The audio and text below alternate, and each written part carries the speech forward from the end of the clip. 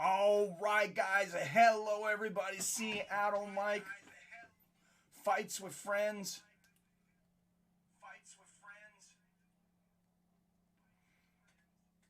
And we've got a great card tonight, but what the hell is going on? The number one seed, number one women's lightweight seed tonight did not make weight. Did not make weight. One of the biggest nights of Larissa Pacheco's career, and she did not make weight. How frustrating is that? The winners of their matches tonight will fight each other for $1 million. Larissa Pacheco has lived her entire life for this moment. She did not make weight. I don't understand that. I don't understand that at all. Just for winning tonight, and this is besides your purses, and shout out to the PFL, they have some pretty decent purses. Maybe that's something they should talk about more. Too, is they have some pretty decent purses. Outside of that regular tournament, you know, outside of the $200,000 and the $1 million. So, all right, here we go. Got them notifications this time. Pete said, hence so early. I'm glad those are working. Looking forward to the stream, bud. Like Snake said, been a long week, and this is going to be a good way to start the weekend.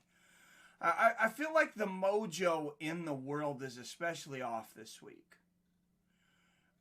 Has anybody else felt that? Like the last 2 or 3 years, it's kind of like almost all of us, like we're all on the same wavelength. Either things are going good for everybody, or things are kind of going shitty for everything, for everyone. You know, there's philosophers that would tell you that we're all part of one huge living organism. Well, I'll tell you, myself, it's never felt so much that way as it has, you know, during this last year and a half, 2 years. Not that anything, you know, particularly different's been going on, but I want to dedicate this stream, by the way, before I go back to the comments, to Sonny Chiba. Sonny Chiba from the movie Street Fighter. He's also in Kill Bill 1. He was in a bunch of great mixed martial arts movies. One of the great mixed martial arts stars of cinematography, those 70s and 80s movies. Guy was brilliant in his kung fu and in his movies. He passed away today at 82 years old, so rest in peace, Sonny Chiba. We're doing it live, CJPK. I got it on. Nice. So hopefully that helped with some more people with the notifications. Maybe some of the bells were unrung. Maybe, you know, YouTube had actually unsubscribed you, as it has some people. So hopefully we can start to get back on track and get those views back up to where they used to be. I was wearing this Street Fighter shirt today. I just woke up. No reason I picked it. It was clean. And there's about 4 shirts in there, and that's the one I decided to pick up today. Then within being at work, what was it, an hour? I looked at it as an hour and 48 minutes after I got to work. Because I got there at 5:48.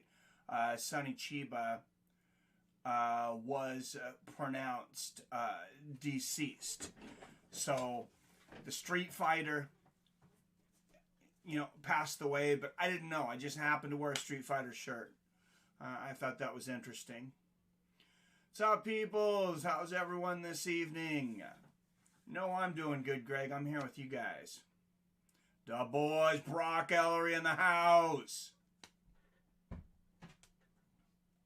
I'm nice and saucy, says Robert Kerrigan. It's starting. What's up, everybody? Tournament. Yo, yo, yo. Did you think I wouldn't show? What's up? Adam from Allen in here. We in here. $1 million. Thought PFL was tomorrow night. Thank God I seen your notification early.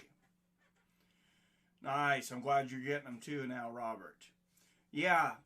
PFL tonight. Bellator tomorrow. It's like, yeah, we got Karatanov versus Czech Congo. But we also got Adam Borics fighting tomorrow. That guy is a freaking stud. So I'm looking forward to that. And then Saturday, we got UFC. We also got the Pacquiao fight, though. Pacquiao versus Ugos. So I don't know a lot about Ugos, but I've been watching Manny Pacquiao for a very long time. I remember the first time I seen him was on HBO Boxing After Dark. Against oh god, and now Marco Antonio Barrera. I don't know why I almost couldn't pull his name out. I took a little nap, as I do a lot of times before my stream, and I almost couldn't pull his name out, but he's a legend. Man, that was a legendary fight too. Manny Pacquiao. Not a lot of people knew who he was. Knocked Marco Antonio Barrera down 3 times in the first round. And then came back and fought to a draw. It was an incredible fight. I mean, I don't know if it was scored correctly, but incredible fight. But Manny Pacquiao will be fighting Saturday. And since boxing has such crappy prelims anymore, undercards, that makes our job easy. I think we just watch UFC. We just do UFC, which is Jared Canyoneer versus Kelvin Gaston this weekend. Also, Mark Madsen versus Clay the Carpenter Guida. And then at the end of that card, we shift right over to the fight, to Pacquiao and Ugos. And then we're just over there for an hour and a half or whatever it is. Braylon is listening in with me tonight. Hello, Braylon. We are live. Welcome to Mike with MMA. Let's get right into the action. We got heavyweights. Yippee-ki-yay. Yes. Yes, we got heavyweights tonight. Dennis Golsov and Deliha. I'm not sure if it's Deliha or Delija. I'm not sure the accent of where that particular fighter's from, but I'm sure they'll let us know here in a minute. Apparently my sister-in-law's boyfriend has a fight coming up in PFL soon. A couple of months or so. Carl Deaton is his name. Native guy. Watch for him. I definitely will, Greg. That is awesome. And since he's a friend of yours, if he wants to come on the show and chat for 20, 30 minutes or so and have a little interview on the show, let him know. Let him know. Any friend of Greg's is a friend of mine. Mike, did you catch the Mike Tyson and Mickey Ward's interviews on Mike Tyson's podcast, Hot Boxing? No, he had Mickey Ward on? I'm going to have to check it out. I keep forgetting about Mike Tyson's podcast, like, completely. Rogan keeps me very busy. I know we got a mixed bag on our fans as far as Joe Rogan is. I think the show's great for the most part. I'm not saying I love every guest he's ever had or every single show. So, but I think he's great. I listen to pretty much every single episode. That takes up a lot of my time. But yeah, I'm going to have to check that out, Robert. How many fights we got tonight, Mike? Got to get my tequila out. Where can I watch Pacquiao fight on? Pacquiao fight's going to be on Fox Sports and PBR pay-per-view, unfortunately. And that's why I'm going to make sure and cover that fight, even if the UFC pay-per-view, or excuse me, UFC main event is on at the same time. I'm going to make sure and switch over to the Pacquiao fight just because I know most people cannot afford $75. $75 for this pay-per-view. It's insane, and I don't know what boxing does at this point, because it seems like the best way to go, I guess, as far as financially for them. Number 2 seed, Denis Goltsov. Number 3 seed, Ante Delija from, we got Russia versus Croatia. Heavyweights, 3 5-minute rounds. The winner will take a spot in the $1 million final. Fights tonight. I just had it up.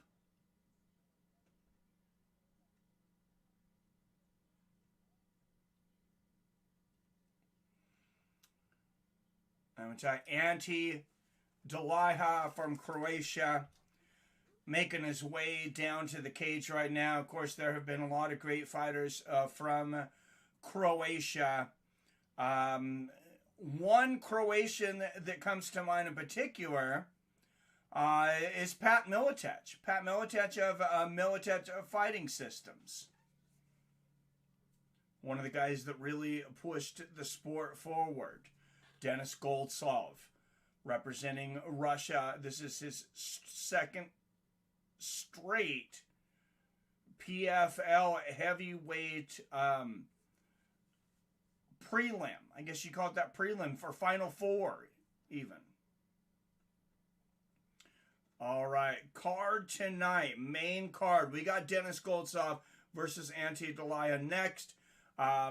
The fight after that, we have Taylor Guardo versus Mariana Moraes. Those two women, 155-pound women. Then all the way to the co-main event. So we got 4 fights. Bruno Capalosa versus Jamal Jones. And then our main event, Genah Fabian and Kayla Harrison. Both men 31 years old. Both men 6'5". Denis Goltsov 6 pounds heavier at 250. And Ante will have a 1-inch reach advantage at 79 inches. That made the tell of the tape easy. Both the same age, both the same height. Would you be interested in interviewing Mickey Ward? Oh, hell yeah. I'm a huge Mickey Ward fan. And PBR Street Gang with the Super Chat. We got a Super Chat. Super Chat from a super guy. PBR Street Gang. Open us up. Thank you very much, sir. All right, out of the blue corner with a record of 18-4, 7 knockouts and 7 submissions. He is a plus 245 underdog tonight. Ante Delija. Delia. She just pronounced it for me, so I would not have guessed that. Thank you again, PBR. All right, representing Mother Russia with a record of 27-6, 12 knockouts, 10 submissions, a -310 favorite. He is Denis Goltsov.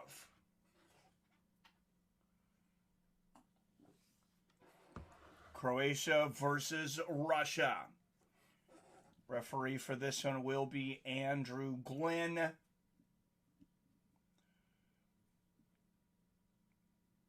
Holy shit, Mickey Ward would be awesome. Yes, he would. Oh, my cousins grew up with him here in Lowell, Massachusetts. One of them text messaged me after I watched the interview. If he gets back to cousin, wanted to ask if he would do an interview. That'd be great. Oh, Delija shooting early here, pushing Goltsov up against the fence, taking a couple shots at the body here. Of course, a lot of energy. A lot of energy expended trying to take down a 250-pound man.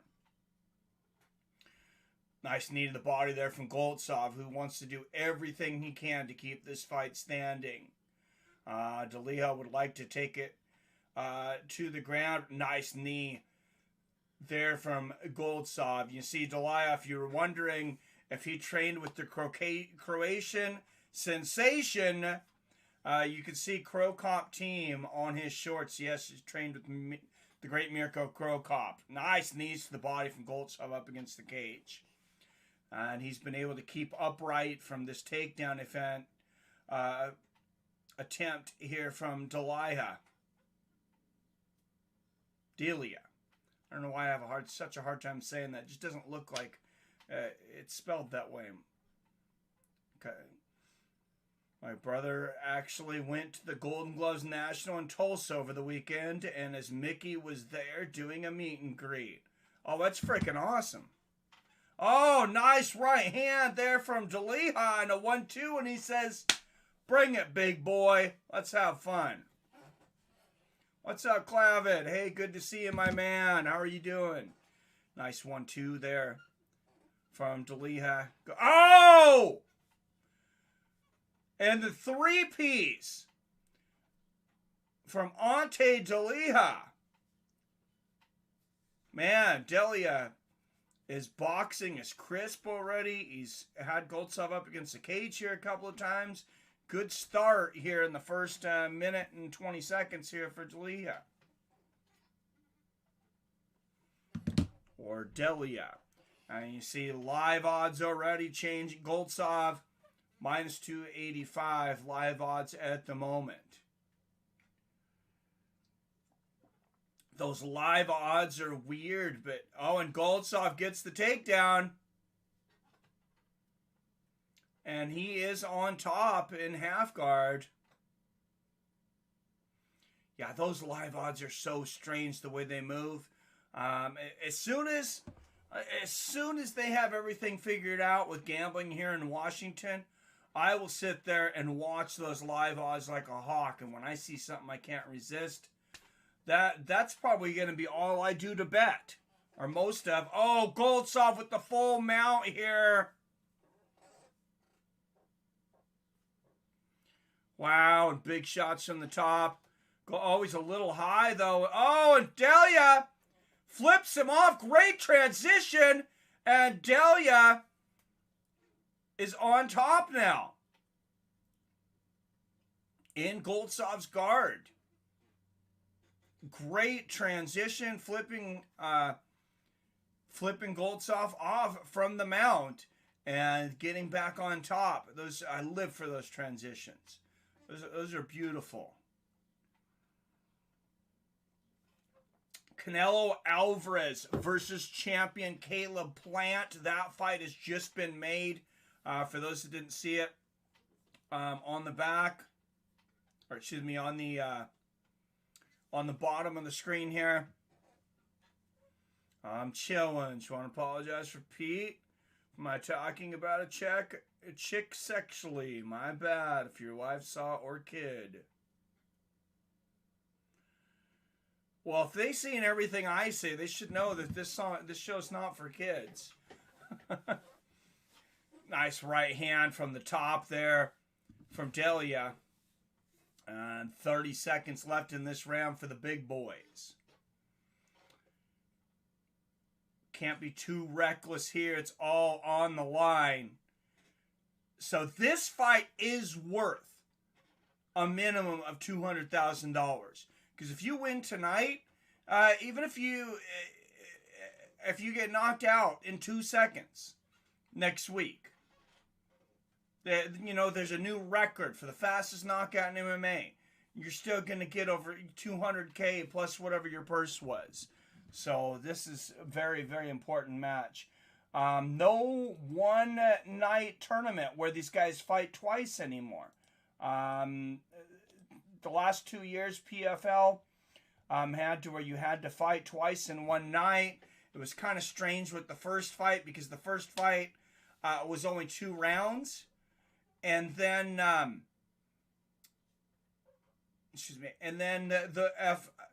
whoever won the first round, if it went to a decision, won. So it was very strange and really kind of a dumb set of rules. They got rid of that completely and just decided to have only one fight. I wish there would have been some way that they could have saved the 2 fights in one night. I think that that's a great throwback to, the beginning of our sport. But They just got the one. Now, because you can only have 5 rounds in one night legally by the unified rules of MMA.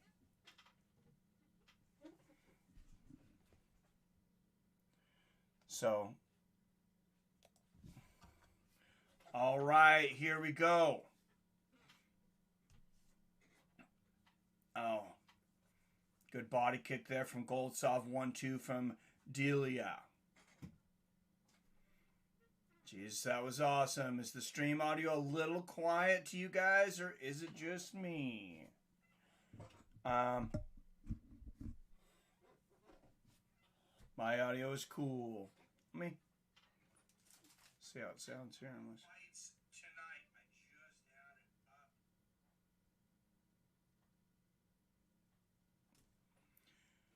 Yeah, I think it's right where it usually is. You guys, let me know if you want to turn it up. Yeah, it is on 100%.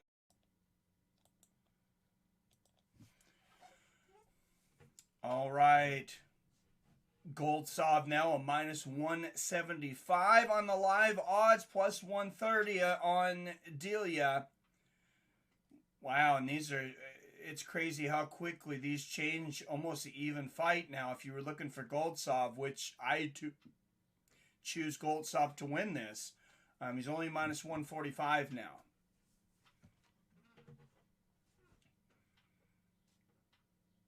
Oh, nice left hook and a right hand there from Delia, though. And Goltsov spins around, get the back, looks for a trip, not there, has him up against the cage.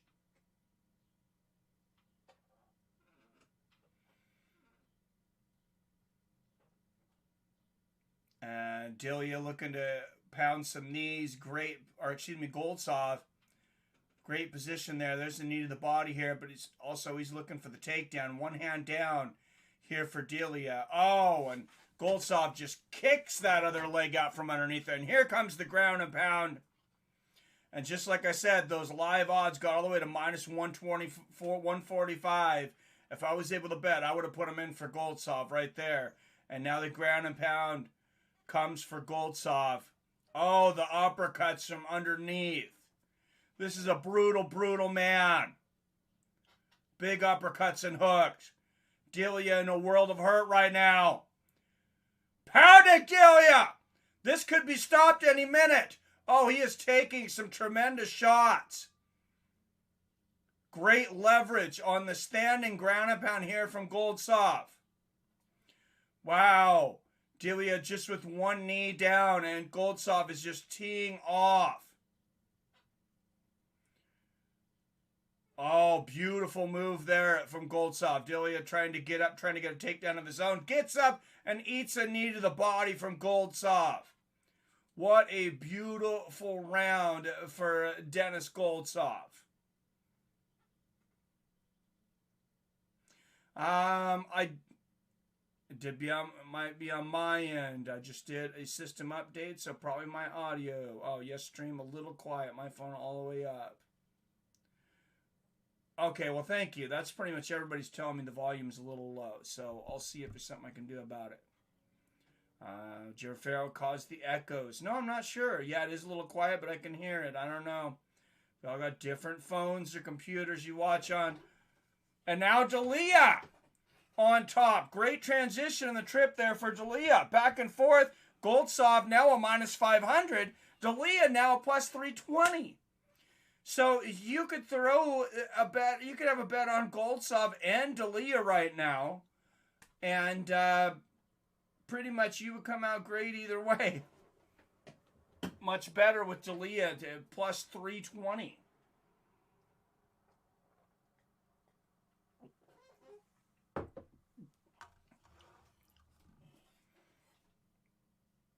Oh, and Delia, big stop. And Delia won the first round. So, Goltsov, like I said, now a big favorite.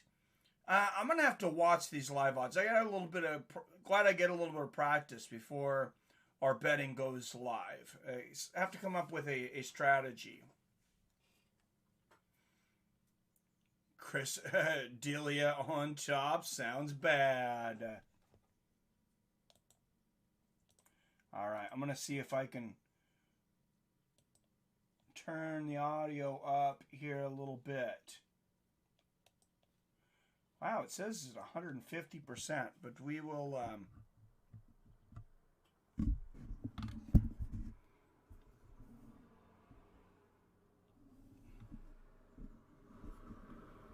let me know if that did anything.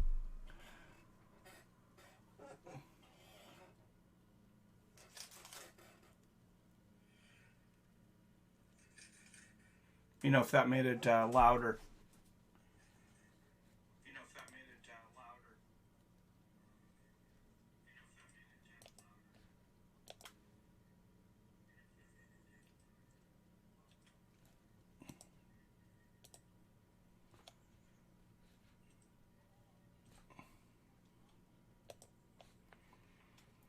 All right. Oh, we'll turn it up here. 200.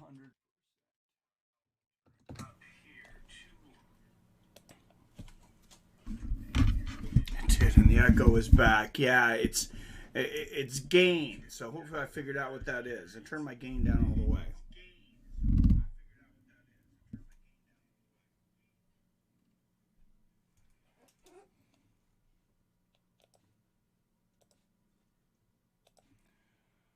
All right, guys. Round 3. Here we are.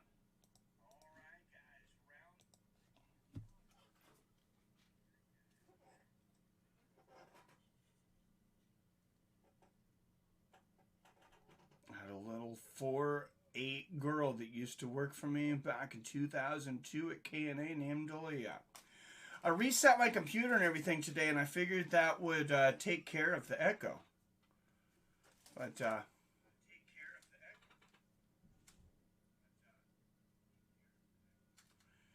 it's pretty much done. I have no idea what's causing it. But all right, 420 left here in this fight. It's just very slight now. So I think we'll see if it goes off. Hopefully it does. And Goltsov on top again in a minus 245 odds. I do think Goltsov won the last round. I think it's probably a round apiece, though. And D'Elia about a 2-1 underdog. But I think Goltsov's going to win the fight. So yeah, these live odds are a little tricky. D'Elia on top, just kind of pounding to the body there. Nice elbow to the bottom there from Goltsov. Goltsov had D'Elia in trouble the last round. I mean, just myself, there's no way I could give D'Elia the last round. I don't know. The sound is... it's fine. I'm content. I can't stop watching the Peaky Blinders. This show is gold. Peaky Blinders.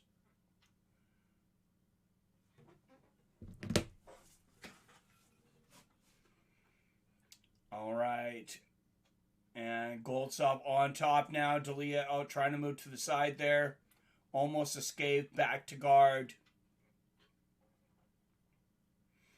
I recently did an interview that I have some editing still to do, though, with Matt Thornton, the founder of SBG.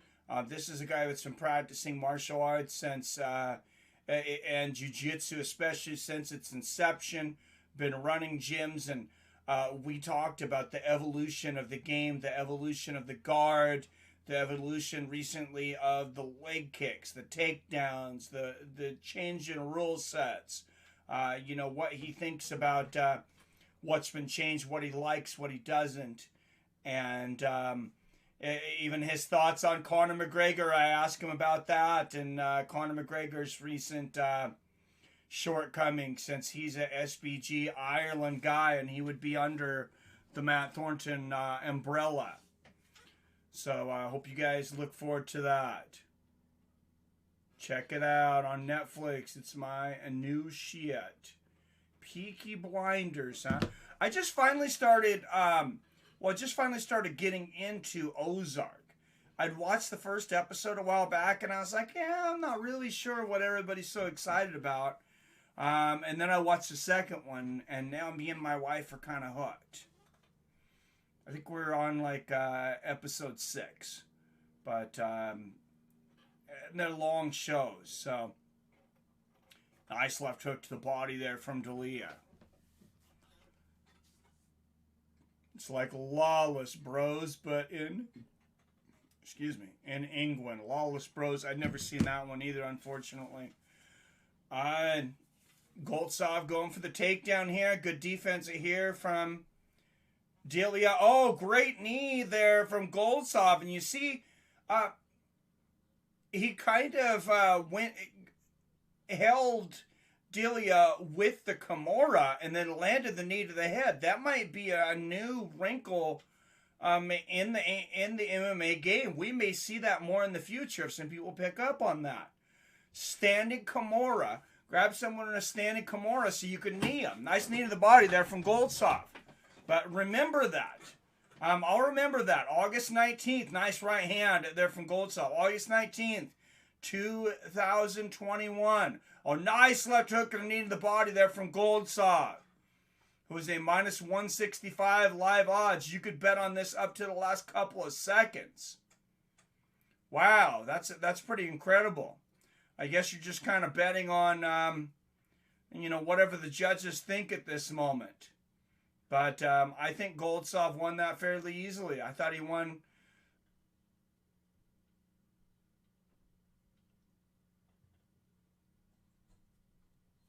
The last 2 rounds quite easily.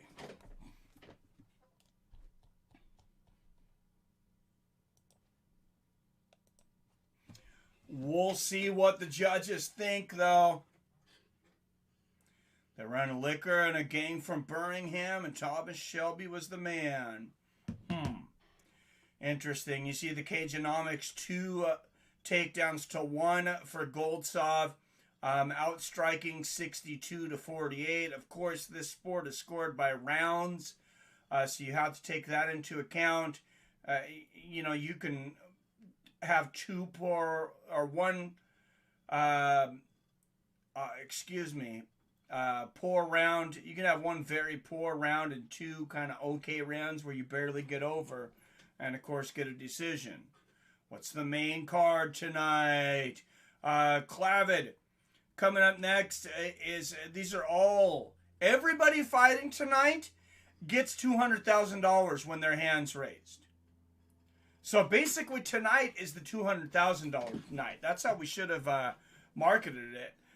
And then they will fight for $1 million later in the year. And it's not all going to be on one night again. They're going to do a couple sets of finals starting October 27th. Is the men's lightweight championship. And I think there's another weight. I can't remember. I've seen it online though. Guardado versus Mariano Moraes. Co-main after that, though, Bruno Capalosa and Jamal Jones at heavyweight. And then the main event is Kayla Harrison and Genah Fabian.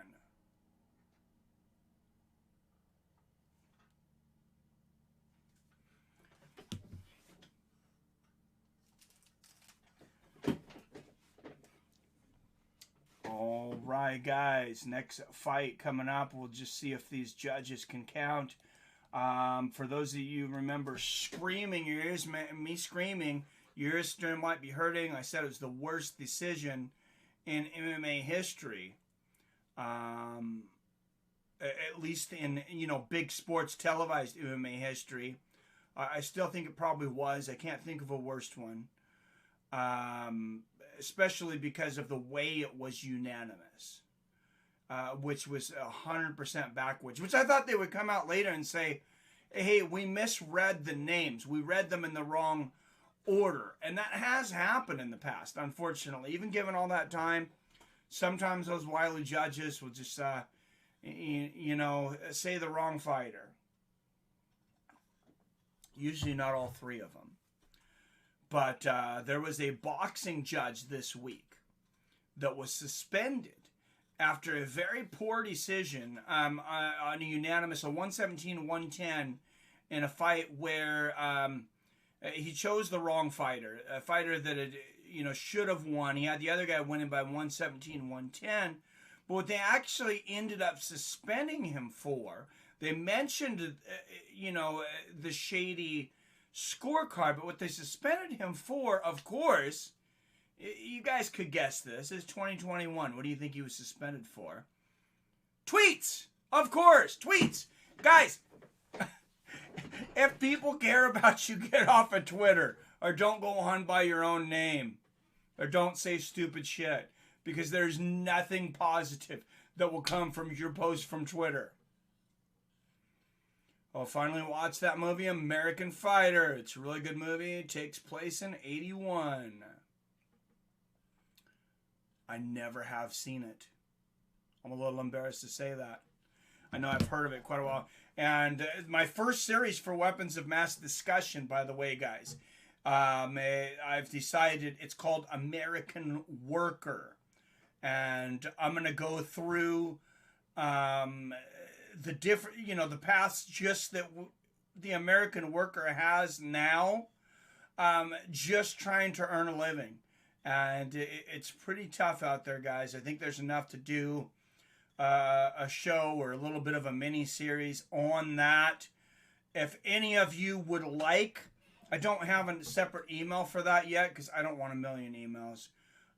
If anybody would like to share their experience on that and have them considered to be in the film, email me at fightswithfriends@gmail.com. We're going to start out with something somewhat positive. We'll start out with American. Well, that's not positive that people are having a hard time making it today, but the positive will be is what do we do about it? We'll highlight some companies that actually are doing some good things for their workers. We'll let people know on that, and we actually want to try to get, hopefully, possibly some things changed. All right, guys. Wow, split. Randy Couture scored it for Ante D'Elia? So does FPR. Kenny has it for Goldsov. The fans have it for Goldsov. Now this is getting interesting. Let's go to these rascally judges. I didn't see them. Here we go. 28, all three cards. Unanimous decision. Ante D'Elia. So there you go. Ante D'Elia. I thought it went another way. I mean, I guess I can't be too upset, though. I trust the judging of Randy Couture and the other judge there, and I really thought Goldsov won rounds 2 and 3, but oh, do you guys remember the movie The Champ with John Voight and Ricky Schroeder from the 70s? Man, it's another one I've never seen. I'm behind. I guess I didn't see the movie. Definitely need to watch more fighting movies. I watched so many kung fu movies when I was a kid from like the 60s, 70s. And there you go. Tickets are on sale now. Hollywood, Florida. Anybody that's over there. It's a Wednesday night, October 27th. There's going to be 6 world title fights in one night, October 27th. So I guess they are all doing it. So there'll be 6 new millionaires. Wednesday, October 27th. Starting at 6 p.m. Eastern, 3 p.m. Pacific. We'll have to do the whole card for that because there's no prelims in that. And there's really not in PFL. They kind of break it up. Prelims and main card, but it's kind of just the first fights and the second as far as, well, it's your lower seeds and your higher seeds now that we're in the playoffs.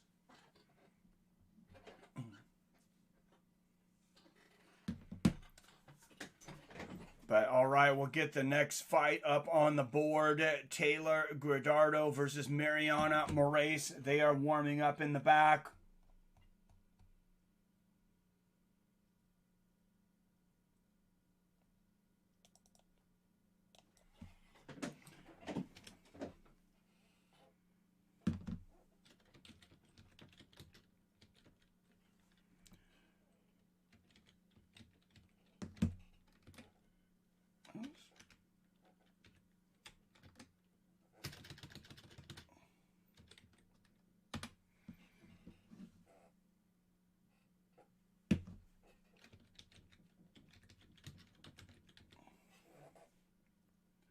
All right, it is the semifinal. This next fight, Taylor Guardado, Jamel Jones.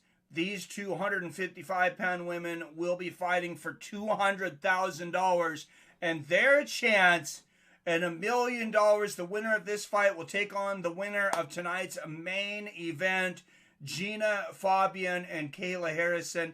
This is what I like about the tournament style. Is it's like, even if there's no champion on the ship on the line, even if they're not household names, you know, like a lot of people don't know who Taylor Guardado and Jamel Jones are. But we get to see the family. See, there's the family of Taylor, the daughter, the husband in the back sitting there watching. And we get to see the drama. We know that someone's life's going to be changed tonight. Whether they win on October 27th or not, $200,000 is a lot for a fighter. I mean, $1 million is a crazy amount. But I mean, when you have people in Bellator on the prelims fighting for $1,000 still. I imagine it's probably somewhat similar here in the PFL. If you're in the playoffs, you're making a little more. But yeah, it's a lot. I need to eat. I'm starving. Cloud J says hi, starving. I'm Justin. All right. Yeah, my mom used to say that. Just a little too much to us. I was always hungry as a kid. I'm surprised my parents didn't have to work 2 jobs to feed me.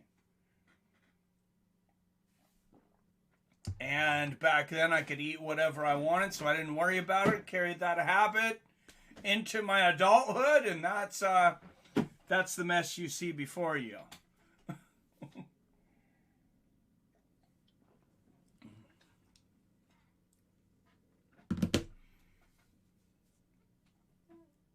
Drinking a little bit of B12 drink tonight. I'll have to work tomorrow, so no alcohol for me till Saturday.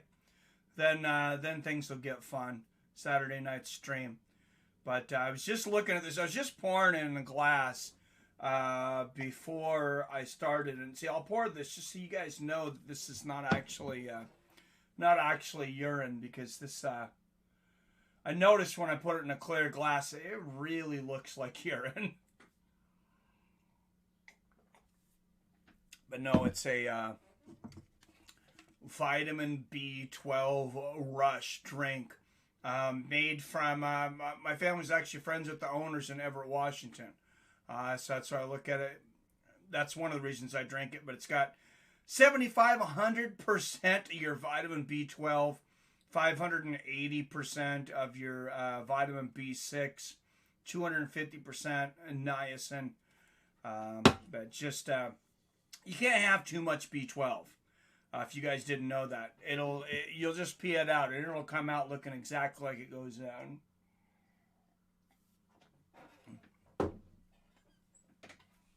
Spoiler alert: John Voight was the only survivor in the movie Deliverance. Damn it, Adam from Howard, you ruined it for me. I was gonna watch that tomorrow. No. Didn't they redo that? Didn't they redo the Deliverance not that long ago? Was that the one with Robert De Niro and the dude that looks like a chick from Titanic?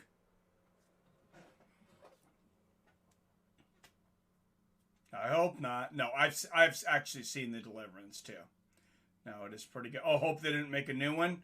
Yeah, I don't know. No, I have seen The Deliverance. That was a good movie.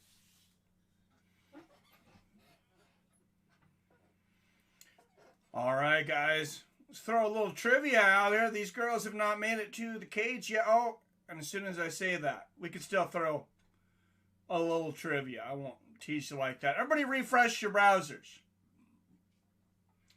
And 5, 4, 3, 2, 1. And before we start this, by the way, Guardado, a -140 favorite to win. Larissa Pacheco, the #1 seed that's supposed to be fighting in this, she missed weight. She loses a minimum of $200,000 for not making weight. So I'm imagining something horrible happened to her that she was not able to make weight. I can't imagine that you wouldn't do everything possible to make weight. And we're talking about 155 too. Most leagues don't even have a women's 155. But that being said, let's go to the trivia.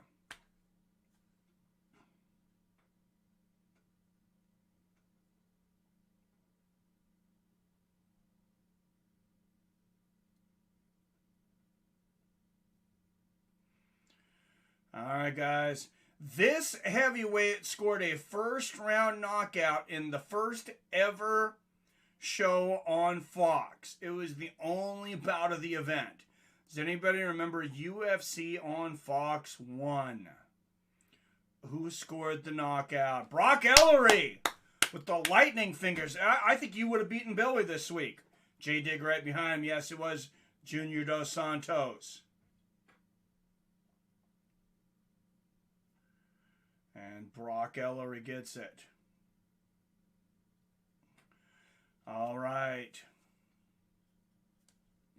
Don't talk smack about this fighter's mom or even mention her. He might chase you around a press conference. What fighter chased his opponent at a press conference around the room when another fighter mentioned his mom? Yep, right behind the ear. We were talking about this the other week as he was just fighting Brock Ellery. Michael Chiesa, you are right. Brock's on fire. Robert right behind him, Michael Chiesa. You are right.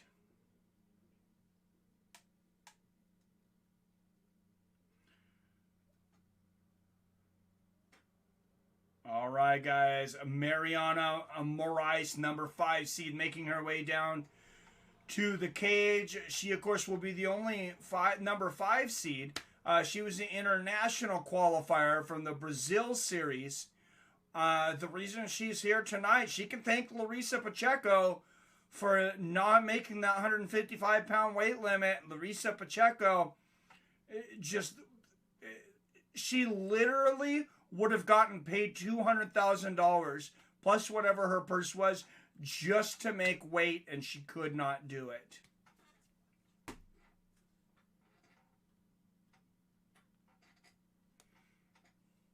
Maybe she's got a great excuse. I don't know. #4, Taylor Gardner, making her way down to the cage right now. 2-0 this season. -140 favorite. All right, 13 of you up in here. Don't forget to hit that like button. If you're on the outside and you're trying to comment and you're realizing you can't comment if you're watching, that would be because you're not subscribed. Maybe you never were. Maybe YouTube unsubscribed you. But just hit that subscribe button. As soon as you're subscribed for 1 minute, it'll let you comment. And I love that new feature from YouTube because if you haven't noticed, we have not had an issue with the spammers anymore. So it's working out great. Taylor, 5 years older than Mariana at 30 years old, 2 inches taller at 5'6". Wow, Taylor almost missed weight herself, 156. And Taylor would have a 3-inch reach advantage, 69 inches. All right, semifinals. The winner will get $200,000 and their chance to fight for $1 million. The loser will go home and cry about it and think about next season. Out of the blue corner, representing the country of Brazil, she is 17-11 as a mixed martial artist with 8 submissions and 4 knockouts. She is a +145 underdog. Mariana Moraes. And wouldn't this be something for Mariana Moraes? Oh, I have the wrong name on here. This is what it had said on Tapology. They had changed it, though. All right, out of the red corner, representing the US of A, She is 2-1 as a professional, 9-1 as an amateur. She is a -140 favorite, Taylor Guardado. I'm Dave, but starving is. I am hungry as hell.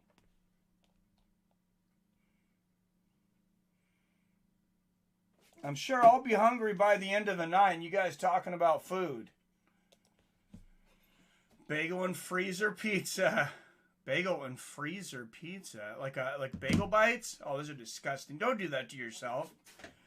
Nice inside leg kick there from Guardado. You know how easy it is? Just take a bagel, man. Put a little bit of spaghetti sauce in it. That stuff's cheap. You can get a little bit of cheese, a little bit of pepperoni, olives, whatever you're you want. So much better than a bagel bite, man. Nice left hook and a right hand there from Guardado. Nah, bagel and cream cheese. All right, there you go. And a small freezer pizza. Oh, okay. I thought you were eating bagel bites.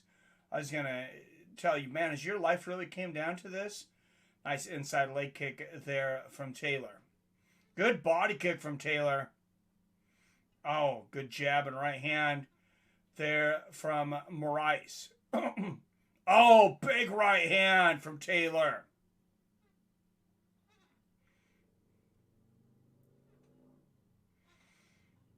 Guardado, hope. Oh, big right hand there from Moraes. And goes for the takedown, but Guardado going for the guillotine here. Beautiful judo throw there from Gardner to end up on top.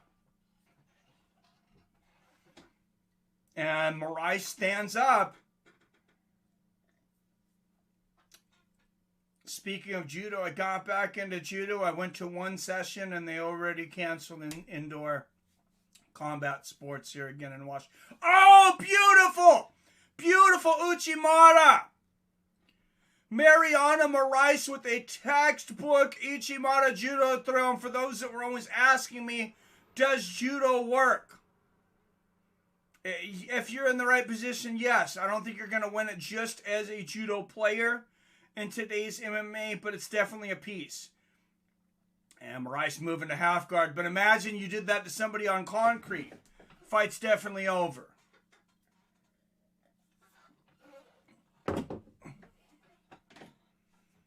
I do eat bagel bites sometimes. I wouldn't admit that. Guardado stands up. Moraes working on the guillotine now. Nice knee to the body. A couple nice knees to the body there from Guardado. And live odds even here, -115. So if you have a favorite, those live odds, I'm pretty sure from DraftKings, because they're a sponsor of the PFL. So if you have one fighter you really favor over the other, even right now, you can put your money down. There she is. The champ is here. Kayla Harrison warming up in the back with those pink beats on. Oops. You can't, you gotta wear the wired ones, the wired headphones when you're broadcasting those. She's got the Bluetooth ones back there. See, these got this plug will come out, but just much better sound plugging into the computer. Made my Western burgers tonight. Smashed burger with American cheese, onion rings, and A1 infused mayonnaise. Ooh, that sounds great. Steak sauce and mayonnaise on a toasted bun. Prime. Oh, dude, now I'm hungry. Man, I want to make a burger now. I might make a burger after this. I have some hamburger I thawed in the fridge. I think the wife was going to use it for tacos, though. Or she's actually been promising to make enchiladas for the last couple weeks. Nice knees to the body there from Guardado. She was not feeling well this week, though, so I'm not going to put a lot on her.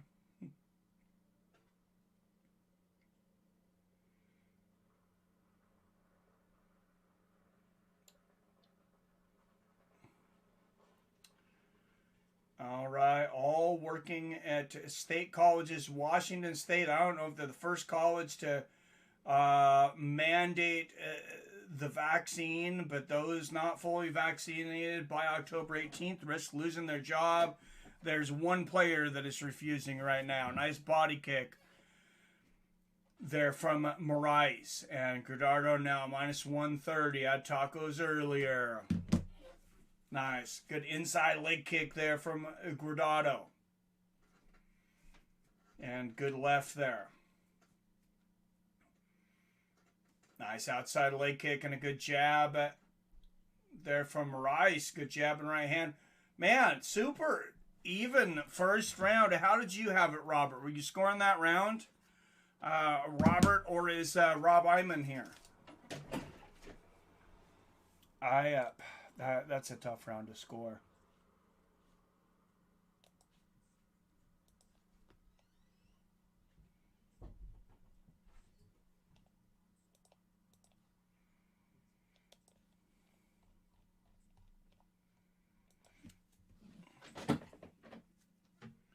They were muy delicioso. Nice.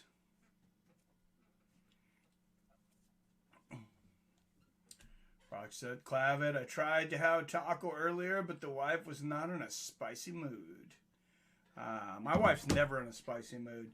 She puts ketchup on her tacos. She is, I gotta put my own stuff on there. No onions, no peppers, no salsa. We go to a Mexican restaurant and she orders in Spanish, and then she'll talk with the lady in Spanish. And she'll actually say in Spanish, give me the whitest version of whatever it is you're making that you've ever heard. She puts tomato sauce. She just put tomato sauce on tacos all the time, which I think is pretty strange. But all right, guys, round 2. I'm not getting married.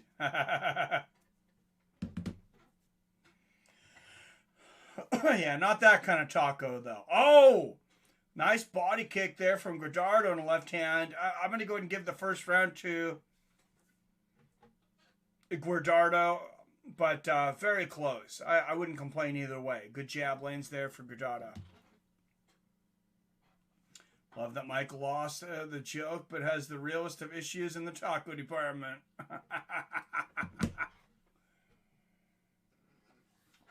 Nice takedown there from Gardner.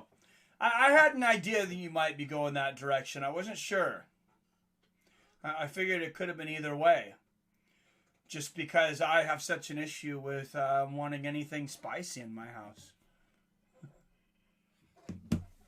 All right, and Gardner on top. Like I said, I have her up 10-9. Live odds for her at this point, minus 185. But it's Moraes landing the ground and pound from the bottom. So, I mean, that's always interesting how a judge is going to score that. I mean, she's not doing significant damage from the bottom, but she is landing the only strikes right now. Absolutely both on my end. No spice in either way on my end. Oh, that's great. Baseball season winding down. I seen my Mariners won 9-8. Playoffs coming up. Nice left hand there for Gardner. Is Billy Hughes in the house? Yeah, ketchup on tacos should be illegal, Clavid. I think I should at least get like 10% more in the prenup. I should get like 10% more. If we ever get divorced, I should get 10% more, just because I had to suffer through her eating ketchup on tacos.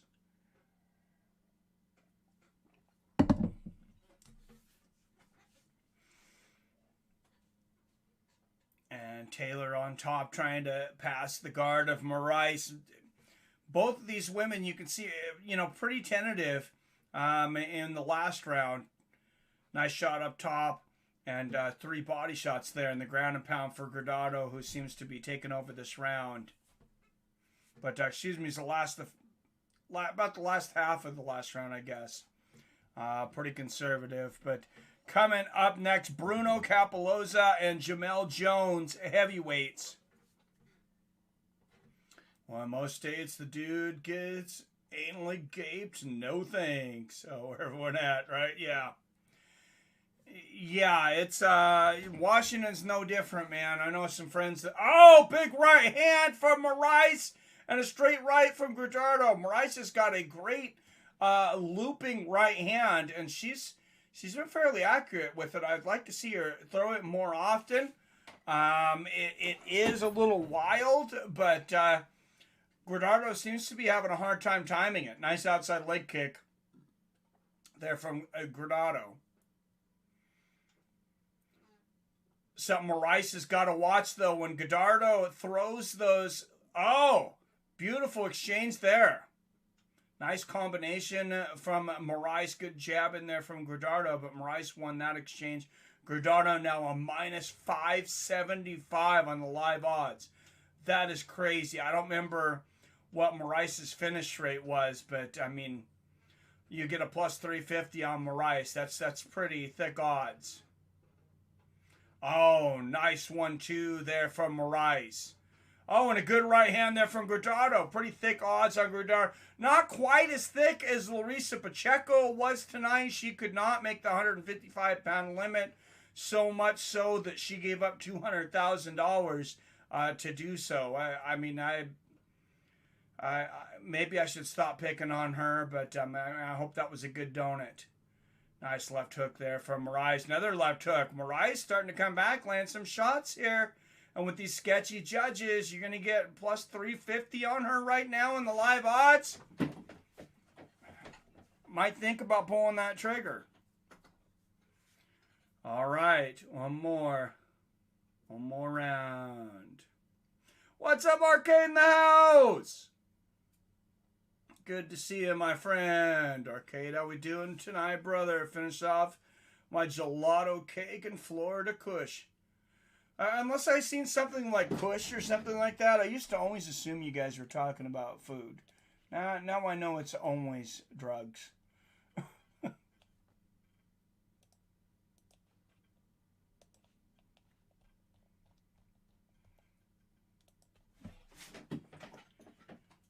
Minute up, Mike. I got work in the morning, so it's gonna come pretty early. I took a little nap before this, but probably get a couple more hours shut eye before I go into the store. I probably got to leave.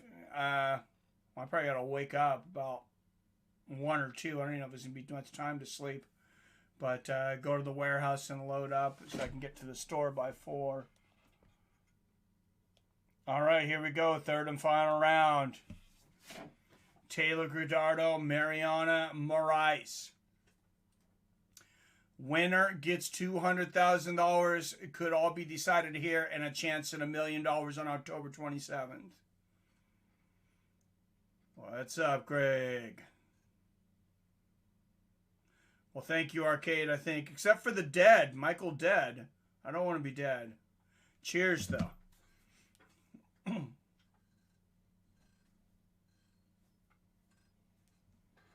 Oh, nice right hand there from Guajardo. And she's really getting the timing down. Outside leg kick. What I was saying earlier is when Guajardo reaches for those outside leg kicks, sometimes she throws it from way out. I would like to see Moraes watch the hands of Guajardo when she throws that. And if eat the leg kick, if that left hand comes down, throw one of those overhand rights. She's timed so well already. And speaking of good timing, great head movement there from Moraes to avoid the overhand right of Guajardo, who lands a sick leg kick. Yeah, she's throwing some vicious leg kicks and nice front leg kick there. Good uppercut from Guajardo, but the right hand from Moraes, and Moraes finally gets inside. This is where she's wanted to be. Outside leg kick lands from Moraes. Live odds now, minus 1,200 in favor of Guajardo. A plus 600 from Moraes. Nice right hand from Moraes, though. Guajardo's going to clinch her up and push her against the fence.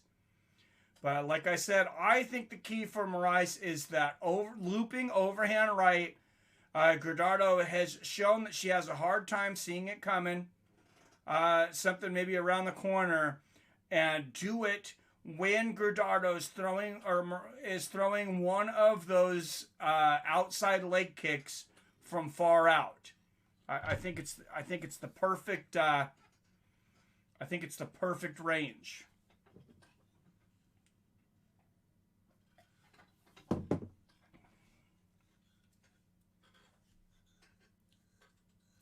Nice exchange there. Good right hand there from Gardner. Good jab from Taylor. Taylor hoping she's 2.5 minutes away from putting $200,000 in her bank account.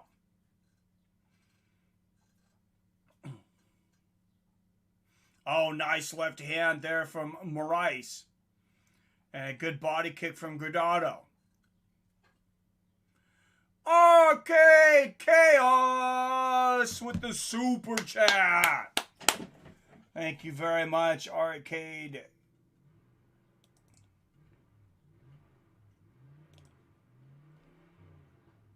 Oh, what a judo throw. What a Uchimata there from Moraes. And Moraes ends on top in half guard with 2 minutes left in this fight.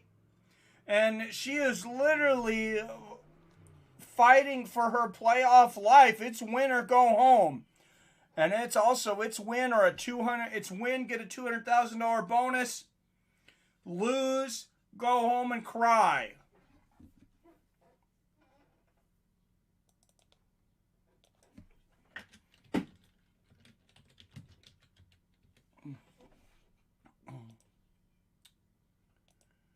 And Arcade Chaos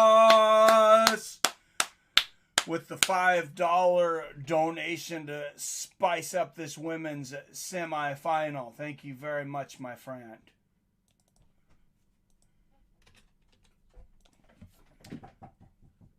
All right, and Moraes on top here. I think she's winning this round. You never know with these judges. And if you would have taken one of these live odds in there, I seen, you know, you could have gotten 5-6 to 1 on Moraes. Pretty good odds.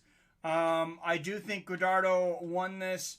I have her, you know, up 2-0 going into this round. I think Moraes is winning this round. If it continued to go this way, I'd have a 29-28. But Gardner is a minus 1,000 favorite right now. Plus 500 on Moraes, who is on top, landing the ground and pound. Wow. And you know, something I never thought about with fighters, though, it's like you're allowed to bet on yourself, but now with these prop bets and the live odds, you can if you know you can finish somebody, you could bet on it and kind of control it and try to make it, you know, make the finish where you want it to be. Just be like, hey, I know I can finish this person in the first round, but let's make it go to the second. And it seems like that's totally legal up to this point because, I mean, you can bet on yourself.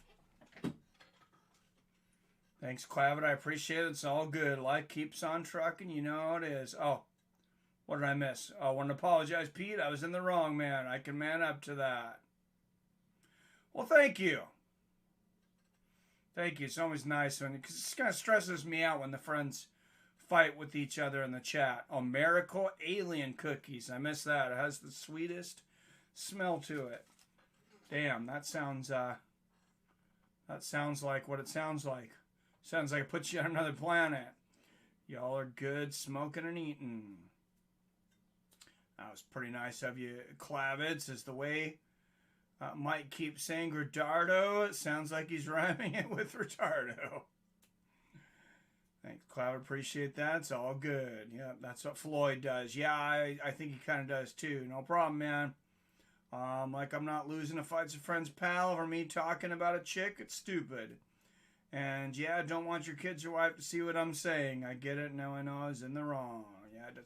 Hey, it takes a big man to apologize. I've never understood those people that would never apologize, especially when they're wrong. It's like, yeah, I guess they're just insecure.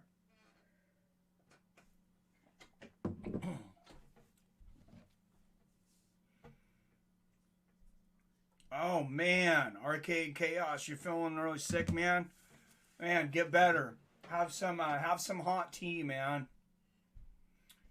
I don't know what kind of teas you have in the house, but if you have something, you know, just drink some hot tea, chamomile or something. Yeah, I hope it's not the Khabib Tony virus either.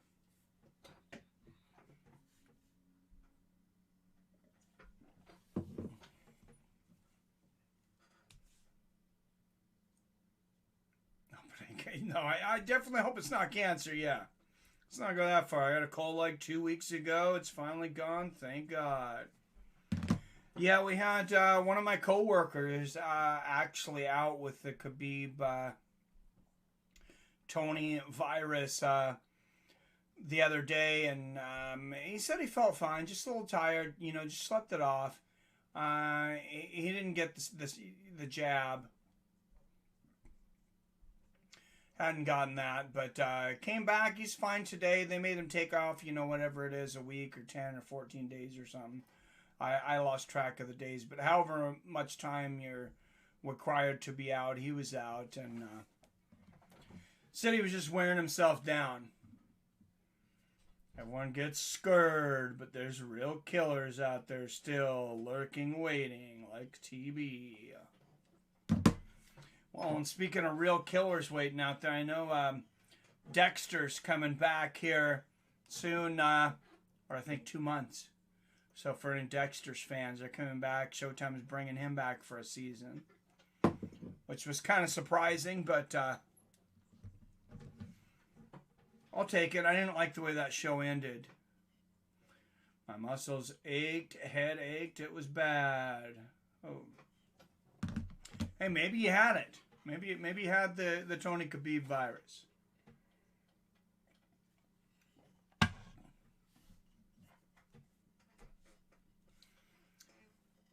All right, guys, and we will get an official decision from these crazy judges, the same ones that had that criminal decision last week.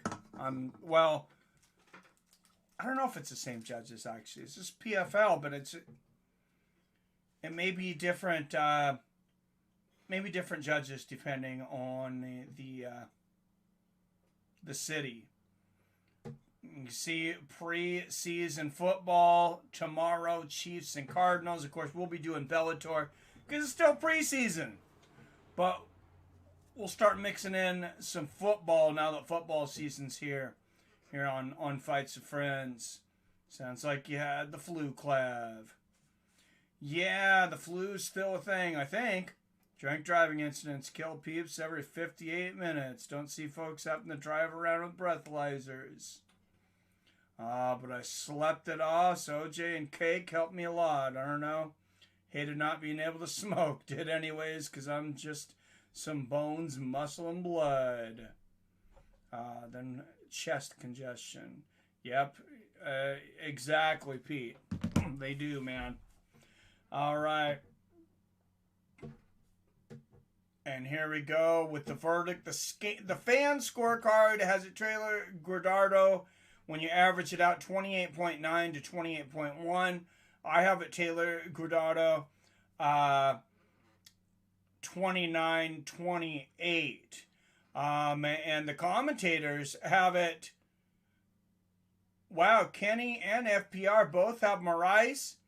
Randy has Guardado, and the fan vote is Guardado. So we'll see what the scorecards look like.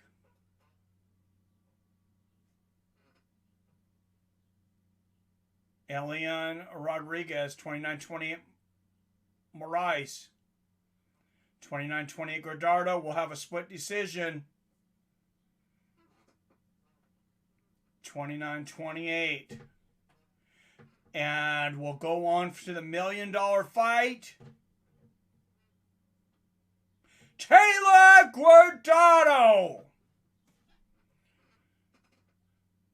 29-28, that's what I had. I was surprised the one judge had it for Moraes. But as we see, also, so did Kenny Florian. I don't know if Kenny Florian can judge or not. I don't know. I don't know if I can judge, though. So, I mean, I do my best. I know some people have said some things about Kenny Florian's judgment. Seems like a great guy. Been fighting forever, though. So I'm sure he knows a lot. Mom has to drive with the breathalyzer. Oh, we used to have a dude on my freight crew in Kennewick that had a breathalyzer. He had to breathe in it to start his car. And this is how friggin' savage the guys were at this Kennewick store. I don't know how I talked about this. We actually had as many DUIs on the crew or more than we did members of the crew, because we had several people with multiples. We had somebody with 4 and somebody else with 3. Anyways, these guys would think it was hilarious. A couple of guys, by the way, that walked home. So they weren't drinking and driving after work, at least as far as I know. They would think it was funny to go out and drink beer and spit it into his breathalyzer so he couldn't get his car started. This poor guy would be waiting hours, a couple times, to be able to leave. Kind of crappy. We thought it was kind of funny back then, but a lot of things we used to think were funny, now we realize were actually pretty messed up. She was drunk, so she needed a lesson. Sitting here thinking about calling into work tomorrow. Do it, J-Dig. I took some singular. Cleared me up pretty well. Good. Clavid, saw what you said about your mom needing one. When Mike screams like that, it scurs me. I like it. What's going on, 7? Hey, good show so far, man. Taylor Gradado going to the next round to fight for $1 million. Gets $200,000 right out of the gate. Right before that, we see an anti-Daliha score a victory to win $200,000 and go on to the $1 million night, October 27th. $6 million on the line, 6 world title fights in one night. If you're in the Hollywood, Florida area, there are still tickets available. I would love to be there. I will not be in Hollywood, Florida then, though. Especially not on a Wednesday. Day was 88 with 78% humidity. Was with my welding jacket and hood on, and it absolutely sucks. Humidity hurts my chest ever since I had blood clots a few years back. Thinking, ouch. Oh, that sounds horrible, man. Sorry to hear about that. Yeah, J-Dig, F that. Relax so you don't end up with a 10-inch swab jammed up your nose to your knuckles. Sit at home, take some Mucinex and vitamin C. Take your vitamin D. Everybody take your vitamin D. Can I get kicked off of YouTube for telling people to take vitamin D? Possibly. I don't know. I guess we'll find out.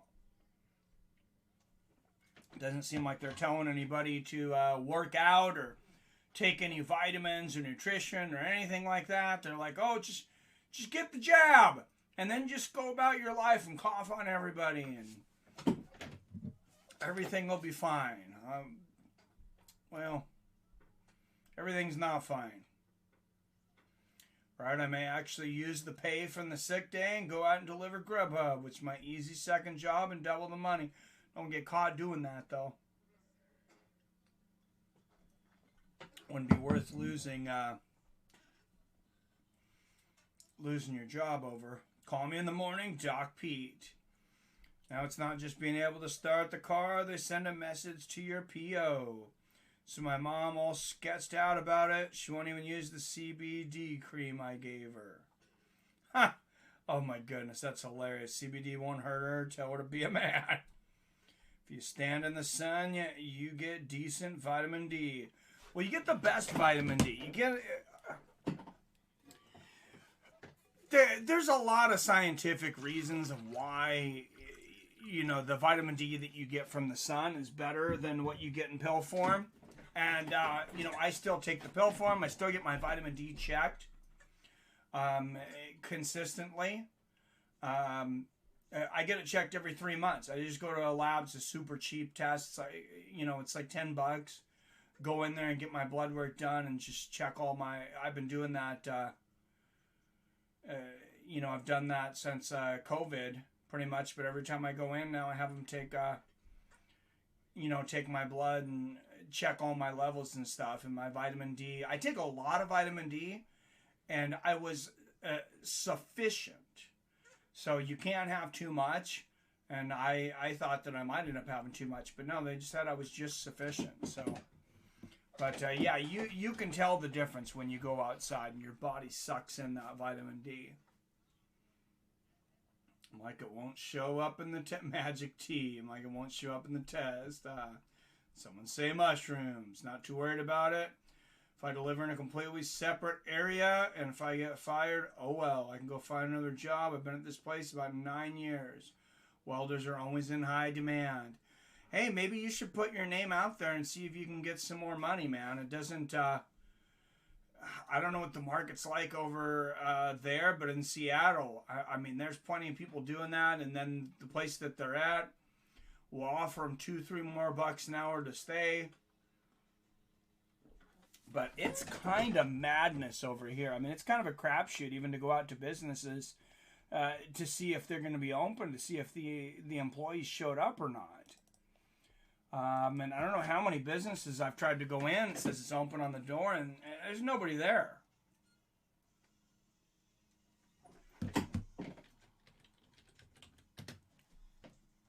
And I won't get into that too much because I will get into it a lot more on my first series on weapons of mass discussion, American Worker. But I see both sides when it comes to that. I see both sides. I don't feel like workers have had a fair shake for a very, very long time. And then I also, you know, sometimes I can see, you know, the business's position sometimes. Depending what it is, I generally tend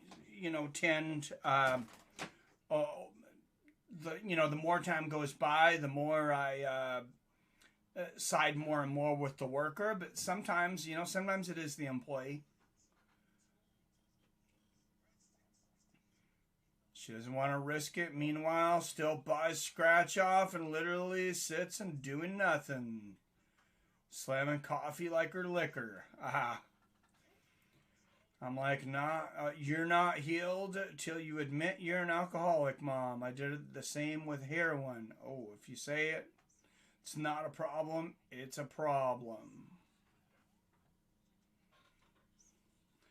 I could easily become an alcoholic, and I'm so happy that I was working through the beginning of everything when everything started getting shut down and stuff, because I mean, I struggled enough as it is. Like, I don't like wearing a mask. And, you know, you guys can hate me or love me for that, but I don't freaking get close to people. I was a social distancer before social distancing was cool. If I see somebody on an aisle, I don't want to get sick. That's just generally how I think, especially if it's getting close to winter and flu season. I don't want to get sick. I don't like to be real close to a bunch of people. You don't know what they got. You don't know if they're, you know, sick, if, you know, just dirty, nasty people on, you know, on some of the aisles that are so tight. I'll just go to the next aisle. I'll wait for them to be done. But I don't like wearing the mask, and it's funny, I'll get comments and, you know, bad looks, even though there's a mandatory mask mandate here. I have to wear it for work, but other than that, I'm like, you know, I'm asthmatic. I dealt with this for a long time. I can't breathe well. I'm just not going to wear it. And, you know, somebody walked up to me the other day, and she's like, oh, that's nice. You're going to in here going to get everybody sick. I said, I have sufficient vitamin D levels. Excuse me, can I see paper to show that you're not you know, jeopardizing us all walking around with shitty vitamin D levels, because it's the number, you know, the number 2, you know, reason for, I shouldn't quote that. I'm pretty sure it's right up there, number 2 for getting the Tony Khabib virus, next to obesity. But I'll start the careless papers on me. There he is. Billy Hughes in the house.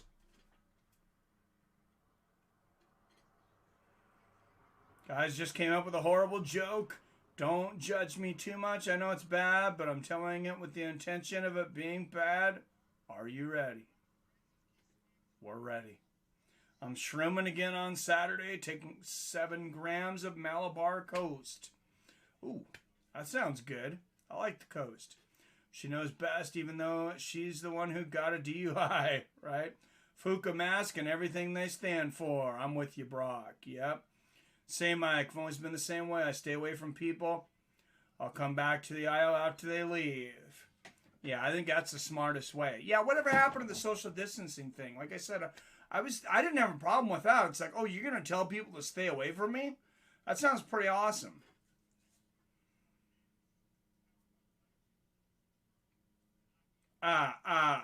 J-Dig. Oh, my goodness. Oh, my goodness. Yeah, it's pretty bad, man. Sorry I'm late, but ladies and gentlemen, clue the Lowly Island and Akon song. And that's why I celebrate my accomplishments. Billy Hughes in the house. Yeah, I think a few people agree with you there, Clavid. Smoking a blunt of papaya punch. Wear the mask. Oh! Oh, Billy. I'm going to smack you, Billy.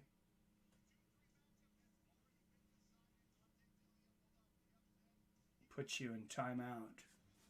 Hate max. What's your vitamin D levels, my friend? All right. Bruno Capalosa versus Jamal Jones. Now, I'm not going to let them divide us and get all pissed off at Billy. Because that's what a lot of these elite a-holes want. All right. Next up, number 1 seed Bruno Capalosa representing Brazil. Number 4th ranked Jamel Jones representing the United States of America. 3 5-minute rounds in the heavyweight division. The winner gets $200,000 and a shot at $1 million. The loser goes home and gets to sit and eat microwave pizzas and watch the finals from his old TV.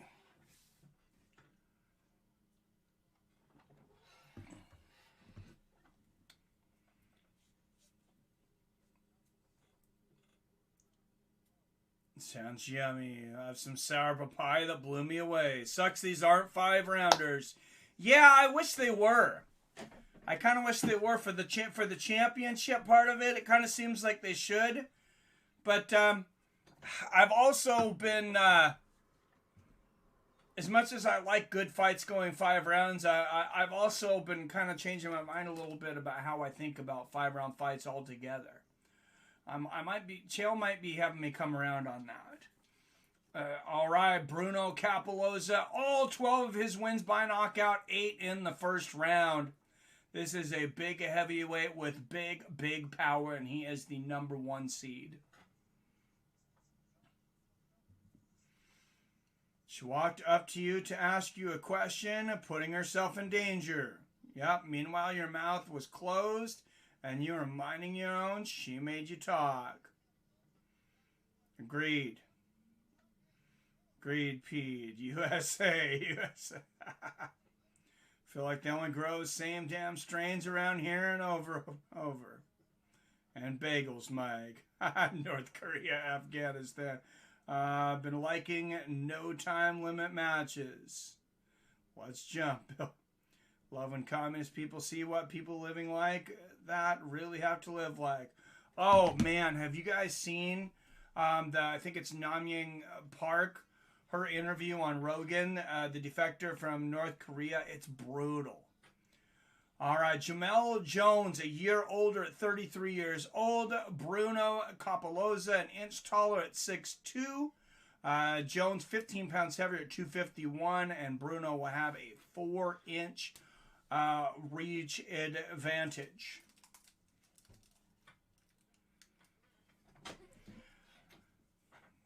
All right, guys, here we go. 11 comments. People see what people living like that really have to live like. Yep, not over politics. Just over him always winning the trivia.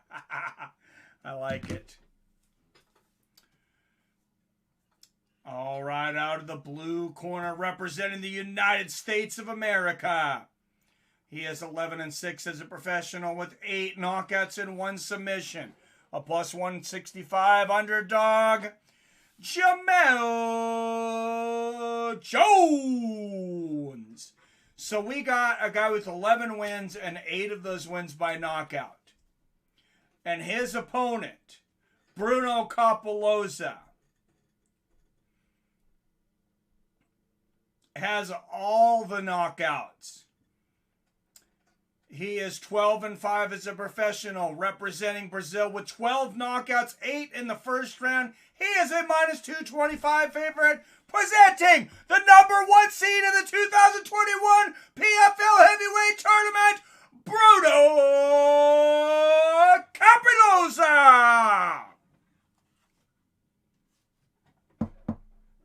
Keith Peterson will be the referee. Wow. All right, guys. This is a lot of power in one cage. I have a feeling we're about to see something amazing. Knock on wood. I hope not to jinx it. But Capalosa in the blue, Jones in the gray and black shorts. Oh, nice left hand there from Jones, who immediately tries to shoot and lands a knee to the body. Oh, and Capalosa already landed a knee in the boys. Effective move, just not legal in the unified rules of MMA anymore. Oh, that was a nice knee to the nuts, too. Imagine landing that on the street.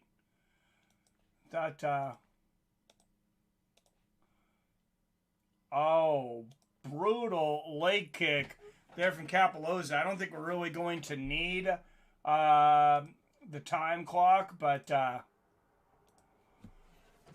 we'll put it up at the 4-minute mark anyways if this round, if this fight's still going.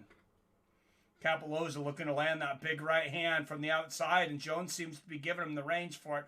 Oh, big inside leg kick from Capalosa. Man, that hurt him. That leg kick hurt him bad. Wow, one leg kick. Oh, nice body kick there from Capalosa. Oh, good combination from Jones.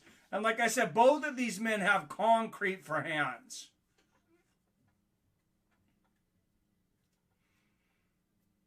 Oh, Capalosa feinting that kick to the body.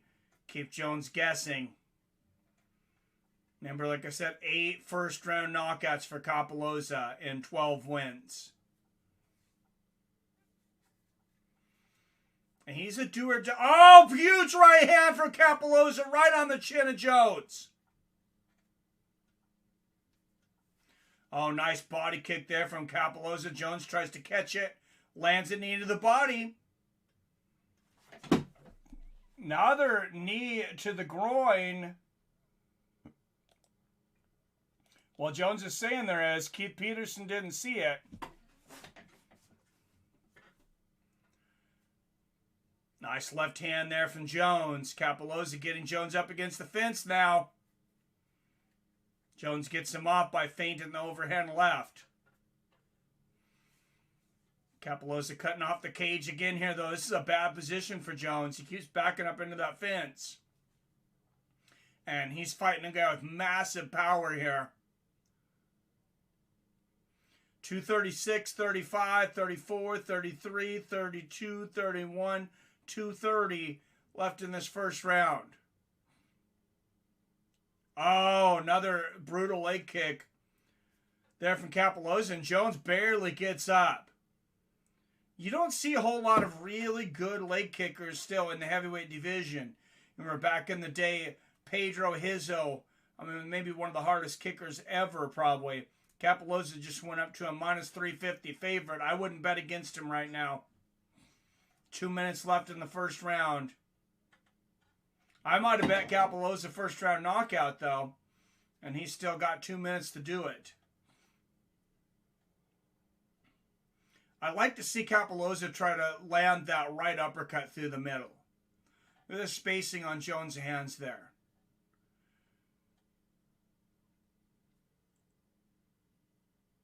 feint that jab, and throw that right uppercut down the middle. Oh, nice body kick there from Jones. Good outside leg kick for Jones. Capalosa being patient here, feinting the leg kicks. Oh, and he slips, throwing a high kick. Jones unable to capitalize, though. Back to the center of the cage. One shot from either one of these guys. One big shot should end this night.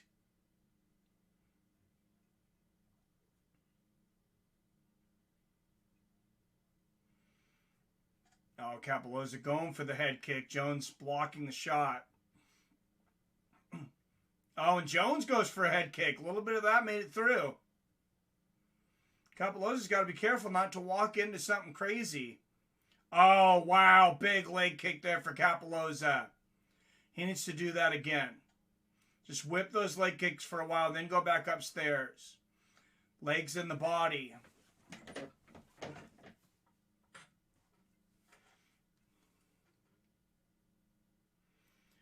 And Jones, Jones the wrestler, not really wanting to shoot. Oh, big right hand, a combination for Capalosa. And Jones smiles at him, left hook and a right hand, Capalosa. Oh, and Jones shooting back. Oh, big leg kick for Capalosa and a left hook upstairs. Oh, left hook and an inside leg kick from Capalosa. Tough round for Jamal Jones. 10-9 Bruno Capalosa.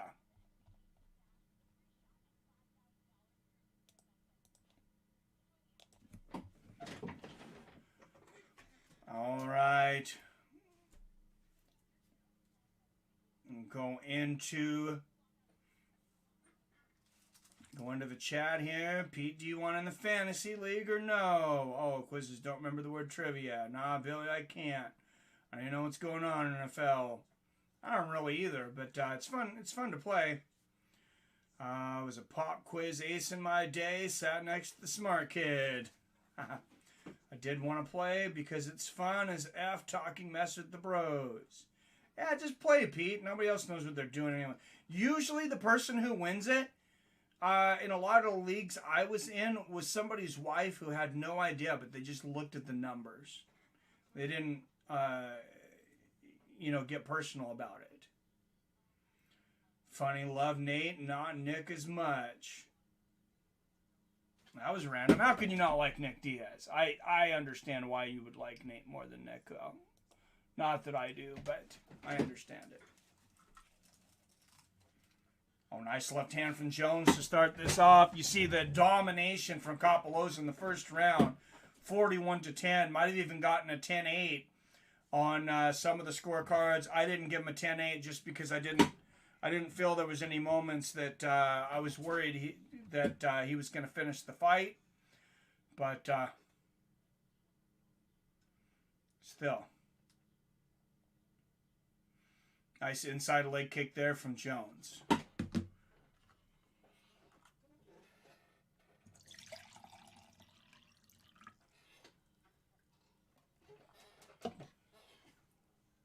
Oh, nice 1-2 from Capalosa, who was dominating the last round. But like I said, both of these guys, extreme knockout artists. Good straight left there from Capalosa. Jones going for the takedown. Look at the defense on Capalosa. I did not think he was going to avoid that takedown. That was a power double leg, and he didn't even seem prepared for it before. Oh, big right hand lands for Capalosa, and an overhead right. Jones is hurt. And the outside leg kick from Capalosa. He's mixing it up. He knows he has a wounded animal right now, and he does not want to let it go. Right hand to the temple, Capalosa. And he's got him in the corner. This is bad for Jones. Oh, a big left hand for Capalosa. It was a jab that hurt him. And Capalosa with a crazy combination, raining down shots. And it is all over.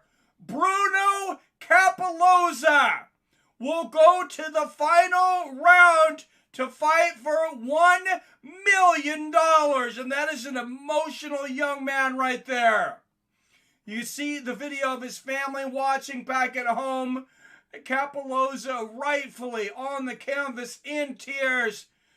Talk about dreams come true. This man is guaranteed $200,000, a shot at $1 million, and he is going to be very, very hard to beat.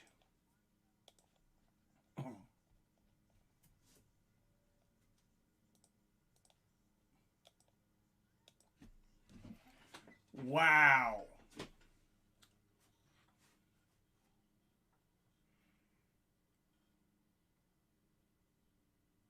I was third grade timetables champ, won all the classroom comps, and that's where my math ended. That doesn't add up. So, that's impressive, Pete. All I was doing in third grade was pissing my pants. Oh, man. They'd have kicked your ass at my school if you pissed your pants. So I'd say I'm a Diaz Brothers fan. I'm proud to say nothing has changed. Almost tried to cheat in the third grade, man. I sucked at tests. Jones Lake is destroyed. Yes, it was. I have started to watch Street Beefs Clouded. And there is a local Street Beefs chapter next to me. It's about an hour and a half away. One of these days, I think me and Adam from Allen are going to go up there and check it out. Because if you volunteer to do something like anywhere from corner to direct parking and stuff like that, you get to go in and watch it for free. They're not charging for anybody. It's just all the videos online. But if you want to watch it live, I'm friends with the guy that runs this chapter. And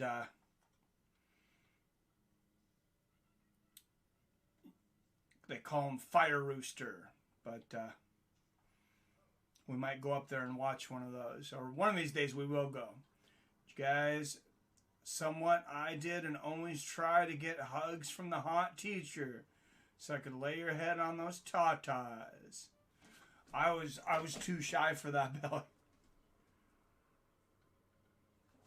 Believe it or not, I was crazy shy when I was younger. I had really bad anxiety, and I didn't realize exactly what was going on. But I like it. I know the fighters barely have training, but it's good. Oh, it's fun to watch, man. Yep, Kelvin. Adam knows I like Street Beefs. I just realized not the best typer when I'm tripping. Thanks for the idea, Robert. I'm fried. Some good fighters now and then. A lot of people giving it a try. It's a good brain reset. Put the guns down and punch your hate out on people. Don't shoot them. Yes. Then they're gone forever and you're in jail with 2 life sentences. That means you're so bad when you're reincarnated, you're serving time. Girl asked who's fighting. I said Impractical Jokers. She said, oh, who beat up Murray? Adam, I'd love to try my shot at Street Beefs. That fight was one-sided. Yes, it was. I've been thinking about it. I'm pretty good at matching up equal talent levels. It would be a good experience. Way one-sided. I'm having a hard time finding a place to train, though. Even I found the oldest judo dojo in the United States. It was the very first one. It's in Seattle. I never knew it was there.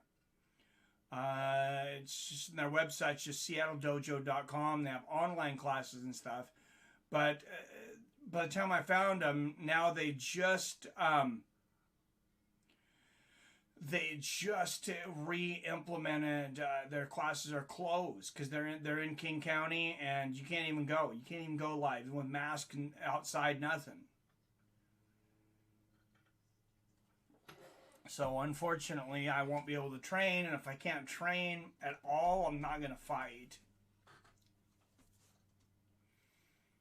Yes, yo, we gotta go watch a Street Beefs fight for sure. Where are you at, Clavitt? Are you in this year? I can't remember. I think you might have said before, but I would take it seriously for sure. Those guys are training. Oh yeah, they are. I see their posts. They post videos of their training. I'm in the Street Beef Scrapyard Facebook group, which is that's our local chapter. It's called the Scrapyard. Scarface is from B-More. Nice. So I don't know. Would be cool to meet the dude. Like say Fire Rooster. It's Fire Chicken. Yes, Fire Chicken. Okay. Thank you. Lord Bast have been the man. Pat K-Bells up a hill while listening to the Eye of the Tiger. Nice. That sounds like a good day. There was a lot of that where I grew up in Walla Walla. There was a lot. If you want to make some money, you know, you could go chucking bales of hay.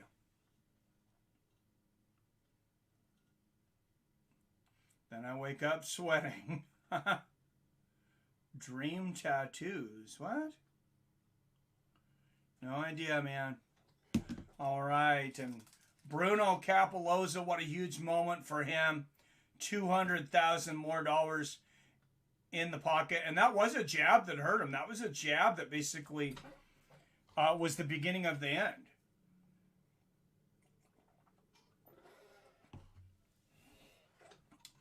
But wow, what a fight. What a damn fight. This has got nothing else to say, but thank you, God. Thank you, my family.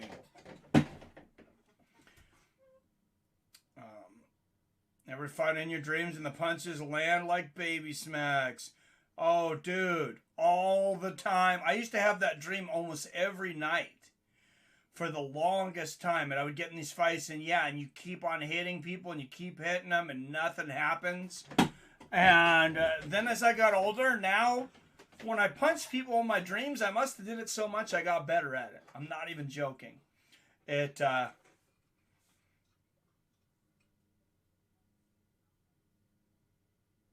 Wow, it's just 3 years, no fights. Now I'm fighting for $1 million. There's his family watching live. That is awesome. Congratulations, Bruno Capalosa. And him and Ante Delia, a rematch. And wow, I know it's not a holy sheet. Anybody who's got Bitcoin, it's over $47,000 right now. Crypto is pumping. I had no idea.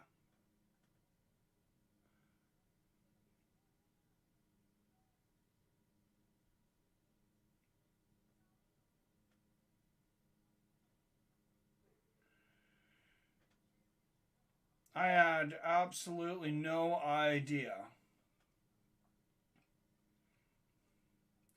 All right, guys, and thank you to our new sponsor. I was getting some crap about Robinhood. Voyager, your new favorite place to invest in crypto, guys. It's the only place that I buy crypto in. The fees are extremely low. The interest rates are awesome. They'll pay you, from 4 to like 8% just to keep your crypto on there and not cash out. Go to Voyager.com or download the Voyager app.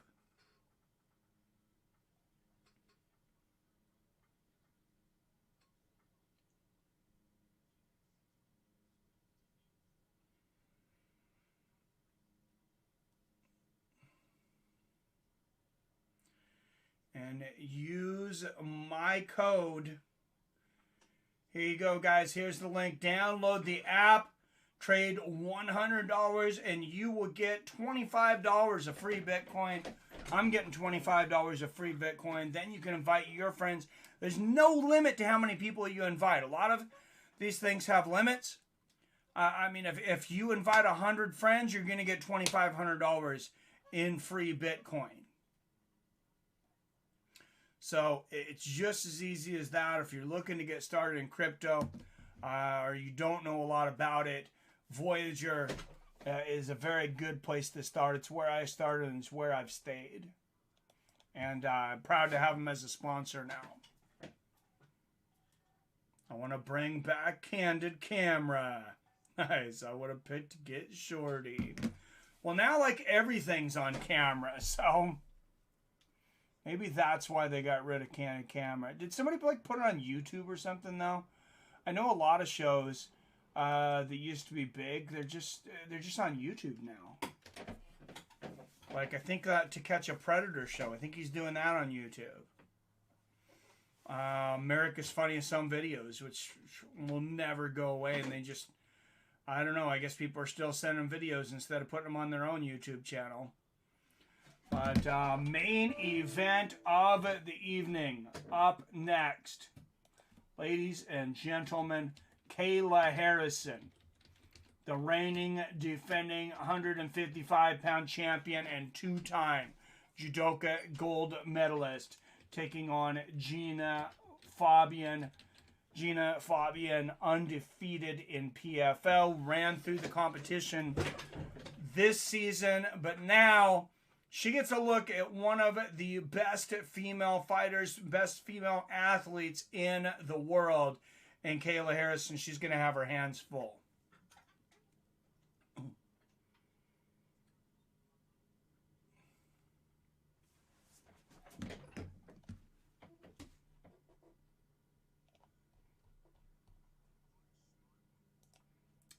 All right, guys, and this fight also brought to you by the Cash App.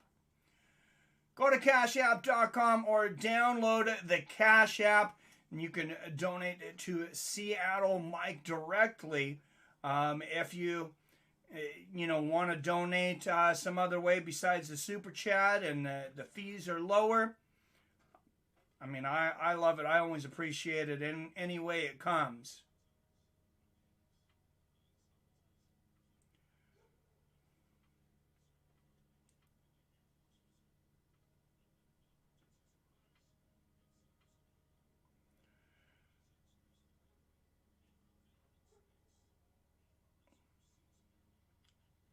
But if you are not on the Cash App yet,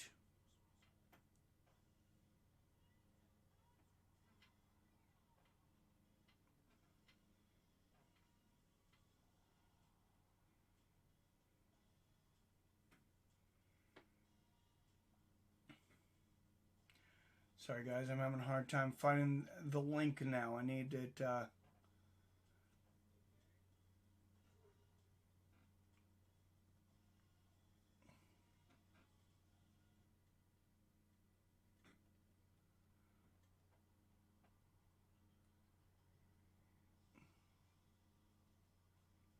Oh, there it is. I need it saved somewhere. Okay.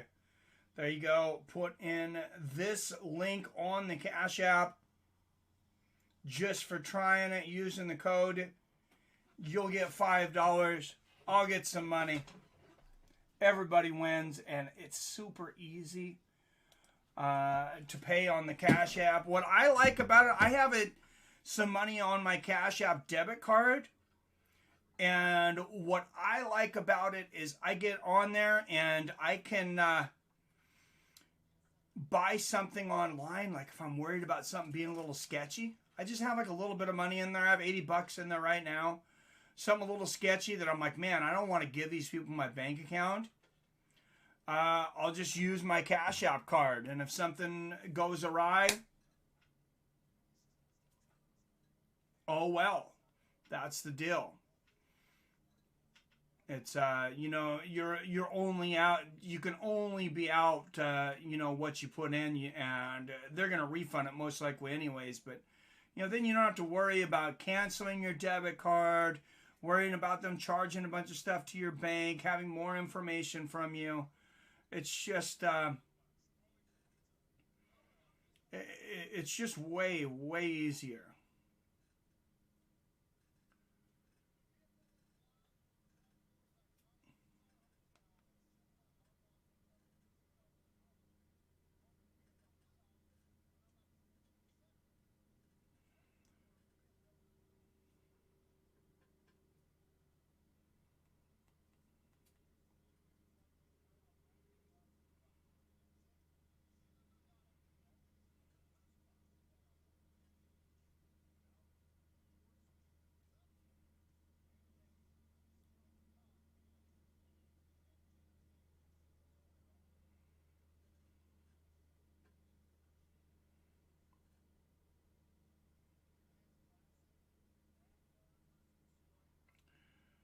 All right, guys.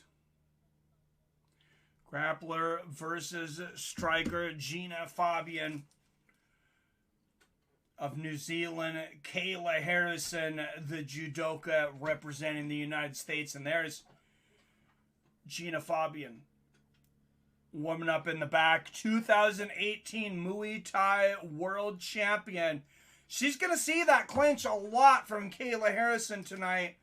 And she's going to do things in that clinch that Kayla Harrison has not experienced.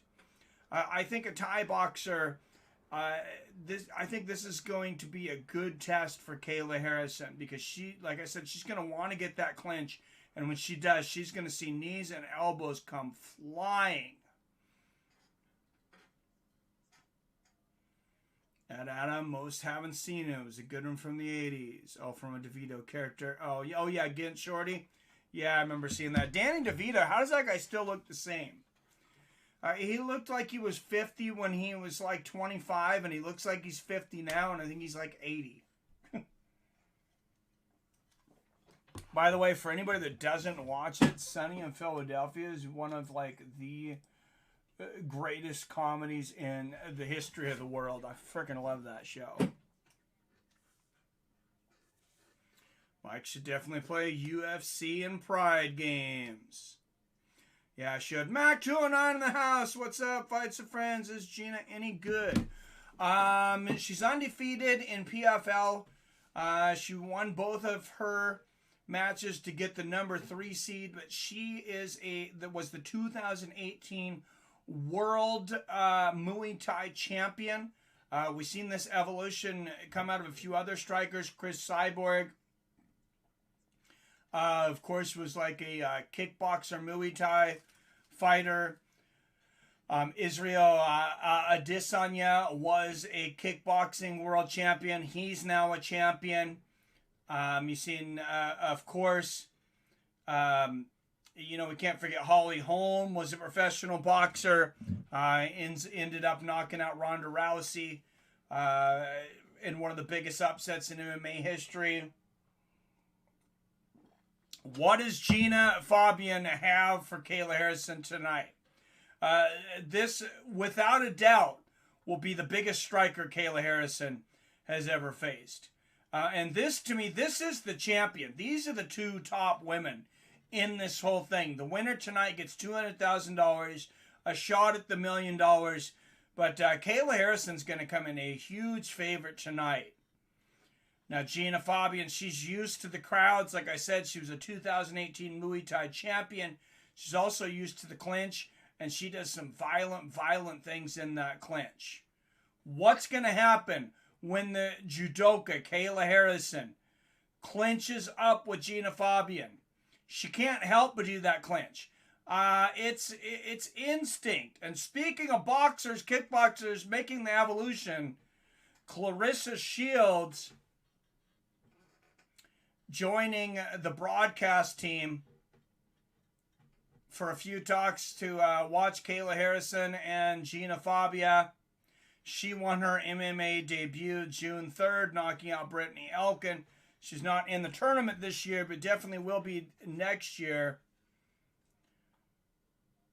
You don't know if Kayla will hit you with the hip toss. You don't know if she'll go for an armbar.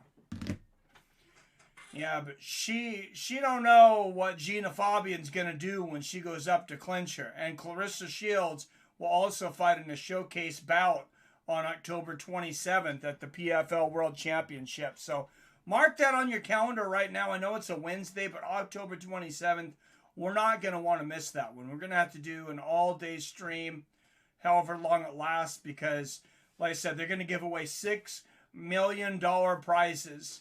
And the Clarissa Shields fight, I don't know who else is on the card, but it should be incredible. All right, let's throw some more trivia out there since they're taking a second.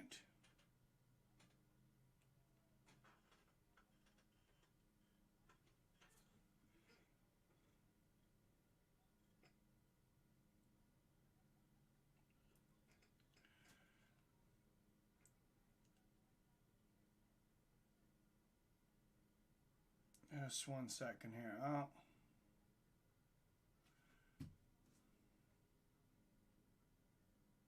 All right, everybody, refresh your browsers in 5, 4, 3, 2,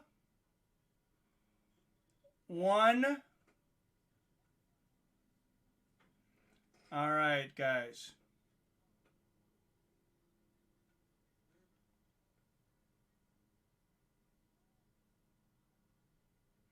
It is on ESPN Plus. All right, next trivia question.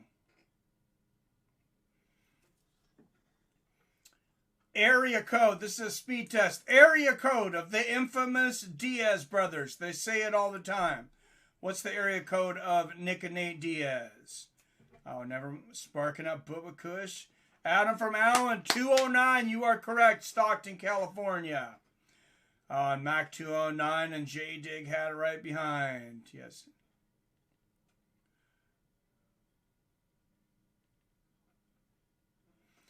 Good one. Good one, Adam from Allen.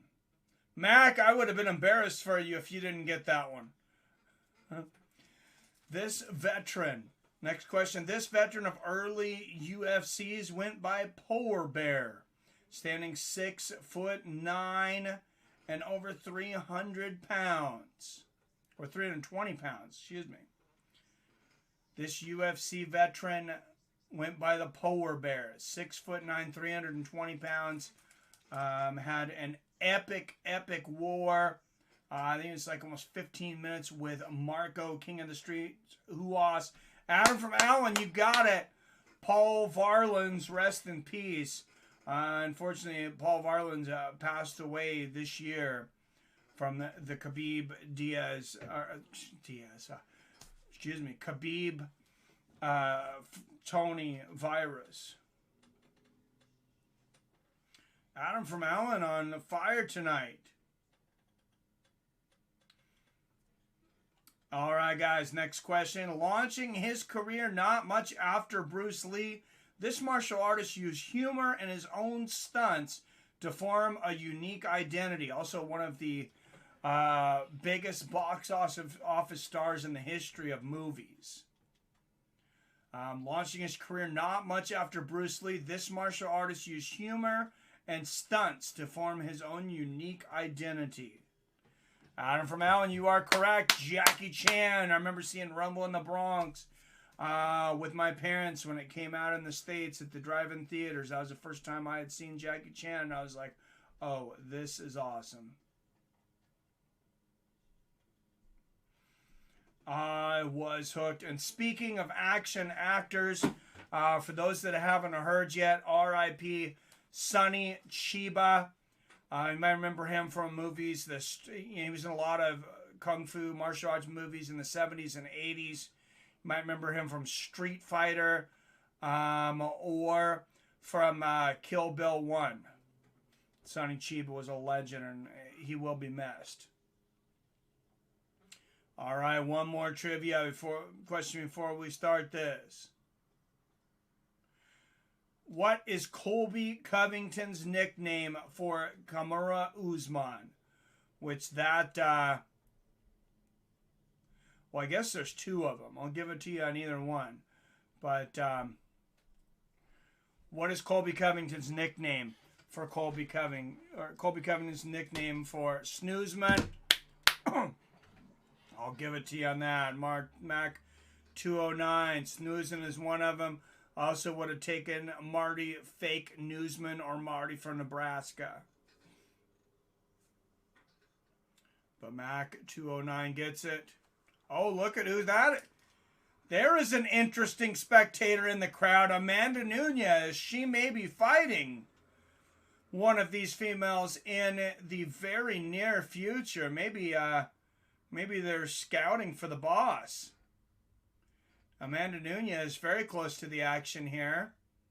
And there is her lovely wife with their child.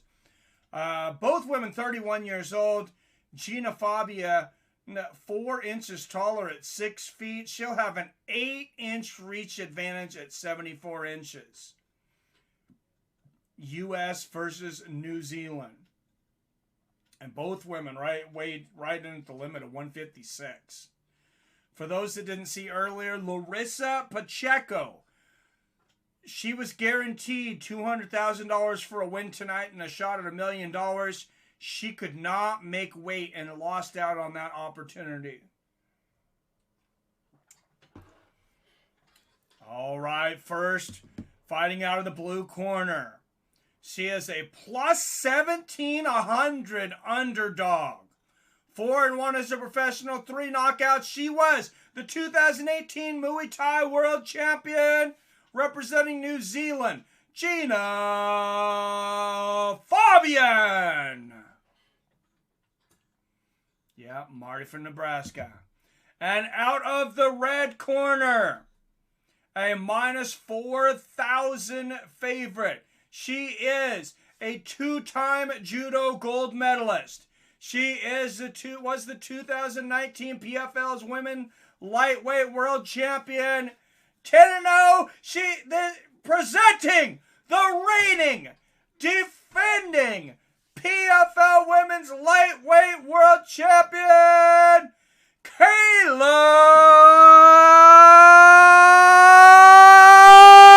Harrison.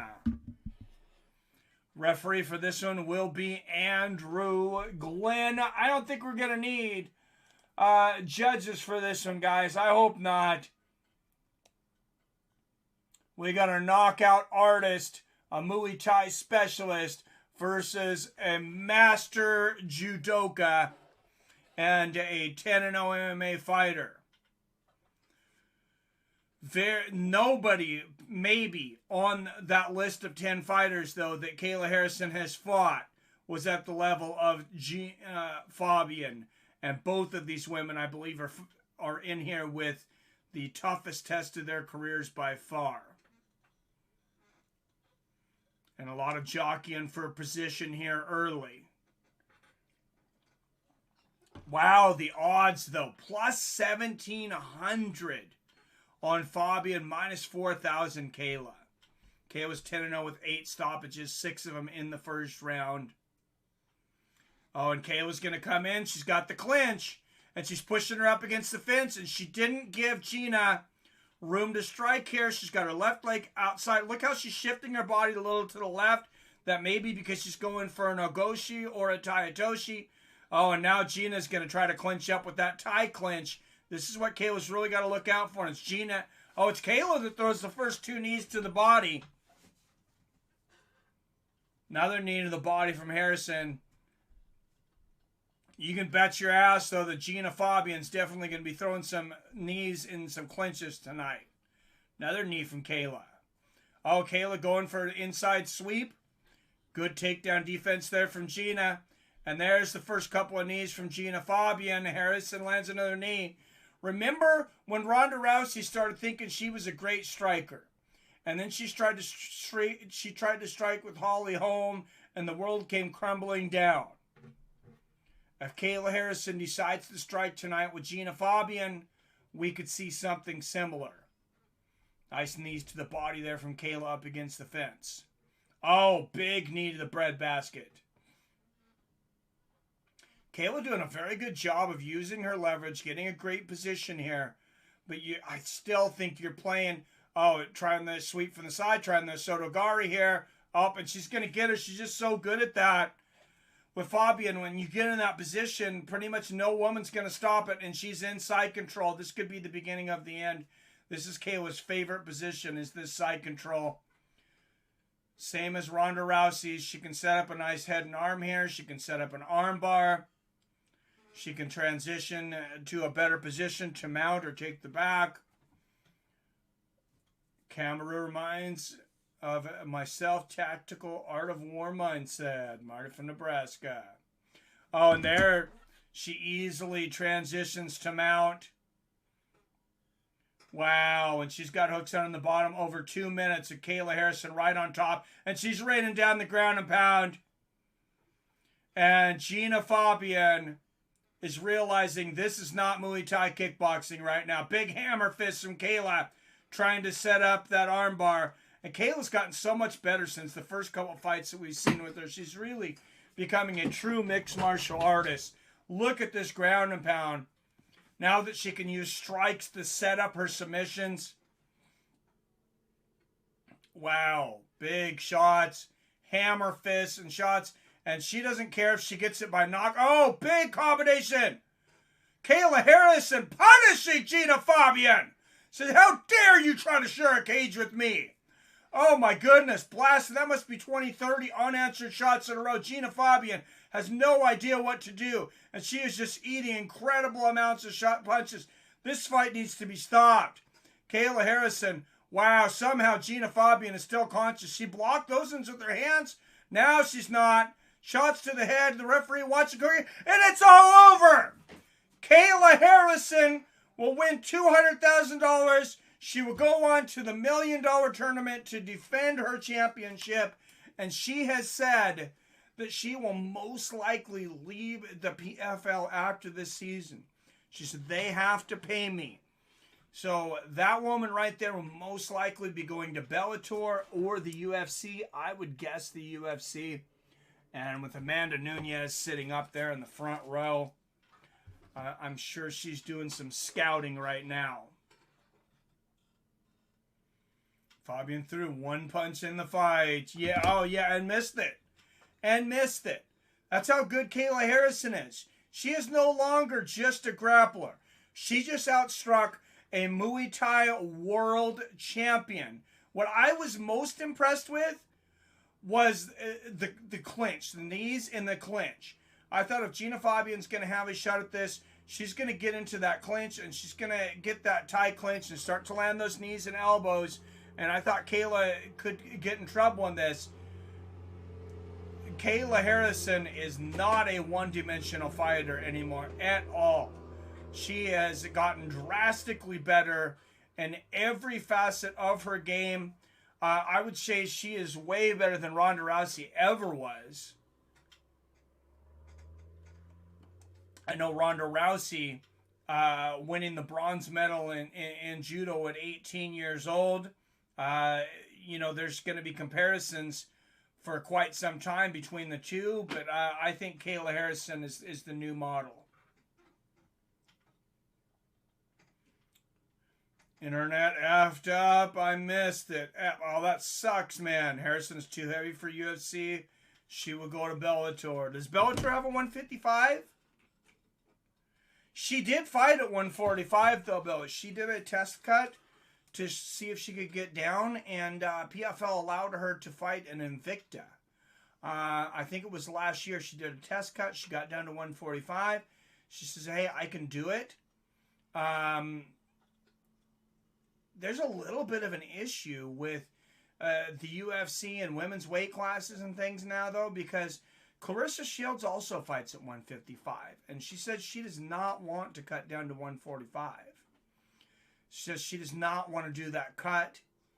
If I was the UFC, if I could get both of those girls, God, I might get rid of the 145-pound division and bring in a 155. I mean, I don't know. You'd have to look at the landscape. There doesn't seem to be a lot of talented 145ers out there, but I don't know. That would be an interesting one. Cyborg would go up to 155. Yep. UFC has no 145 besides Nunes. True, Bill, I wonder if Nunes could talk Dana White into a super fight at lightweight. No, Dana would not do it. Bellator just recently, just this last week, talked about that they want to put together a cross promotion event with the UFC. UFC's not going to do that. After what happened when they went to Japan and did the cross promotion with Pride, and Dana realized that Pride had better fighters. Dana made it a higher weight class for Cyborg and got burned. He won't do it again for someone. Yeah, you're probably right. I don't know. He says he'll never do a lot of things, though. I mean, he said he would never have women's MMA.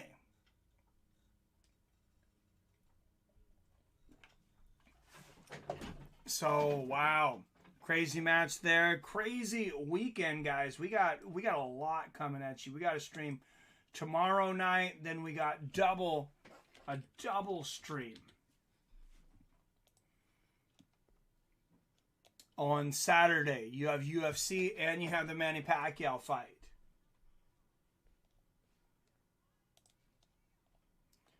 So, easily winner by TKO, Kayla Harrison. She will go on and face Guardado in the PFL's Women's Championship on October 27th. Like I said, mark your calendars. October 27th is quickly coming here. I think Kayla would destroy Nunes. I thought she was a couple years off. You know, just the beginning of this year, she has gotten so damn good so quickly. It's not what happened, Mike. Pride lied. Never let their fighters compete on UFC. It wasn't because they had better fighters. Turned out pretty even when the UFC's guys fought at Pride. I just remember them bringing Chuck down and Chuck getting his ass handed to him by Rampage.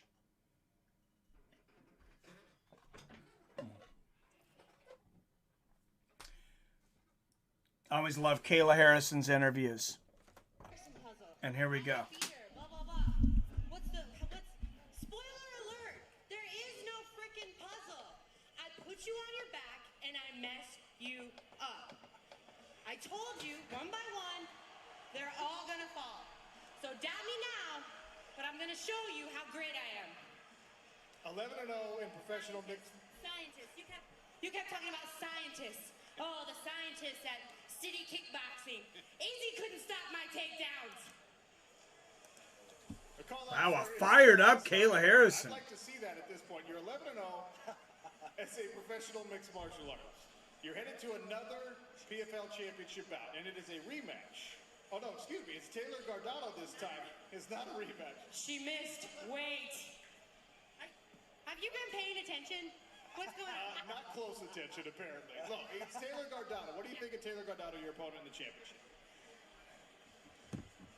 Yeah. Let's do it. Let's do it. October 27th, right here at the Several Hard Rock Hotel and Casino. Kayla Harrison's going to be there. Hey, tonight's the last night. Go to the fearlessfoundation.org. Donate. All the proceeds go to the Surfside building collapse victims. So please donate. God bless. Victorious once again, the queen of mixed martial All right, arts. never a boring interview. Tickets are on sale.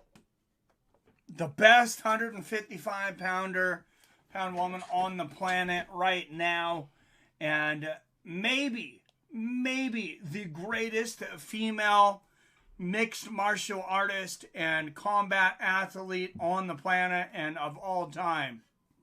By the time it's all said and done, Kayla Harrison. God, it would be a shame if she never fought Clarissa Shields, though. They just brought in Clarissa Shields at 155, and Kayla said, I'm going to be honest with you, the PFL, they're going to have to break the bank to keep me. She said, Izzy couldn't stop her takedowns. I think that's true. It's not what happened, Mike. Pride lied and never let their fighters compete on UFC. Yeah, they were supposed to come over and fight on the UFC. You're correct. It wasn't because they had better fighters. It turned out pretty when the UFC guys fought at Pride. Yeah, and they did pull Vanderlei. That was strange. Robert says, I believe her. Yeah, she might be right. Chuck entered the Pride tourney and lost to Rampage, right? Yep. Cyborg would destroy Harrison. Nunes might beat her too if she isn't too much of an advantage. What weight class is Harrison? 155, Greg. But she did do a test weight cut down to 145 and went over and fought an Invicta. Well, she actually made that weight twice, but her second opponent backed out. I don't know exactly what the reasons was. I think they called it terrified-itis. But you know I'm not gonna hate on my girl, Bill. She's a judo girl. You know I'm gonna support my sport. Nobody's beat her yet. Chuck beat Overeem first before Rampage fight. That is true. That is true. And what a big victory that was. All right, guys. I'm going to bring this up real quick. Tomorrow, Bellator.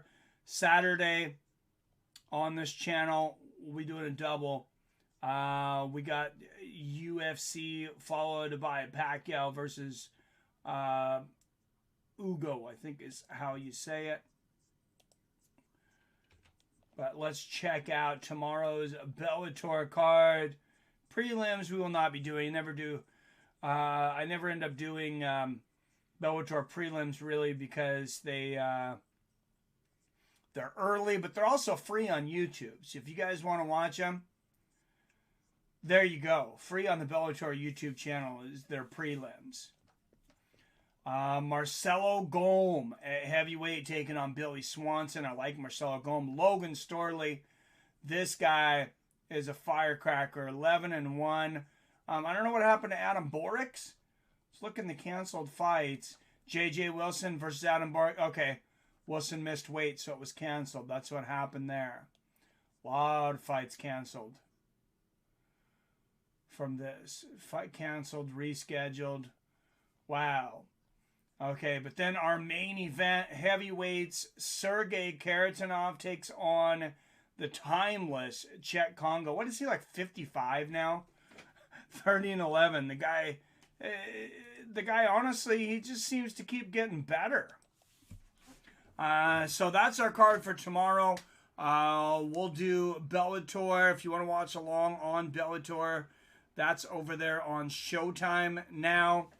And what time do the main cards start? Is it 6 or 7? I got to... I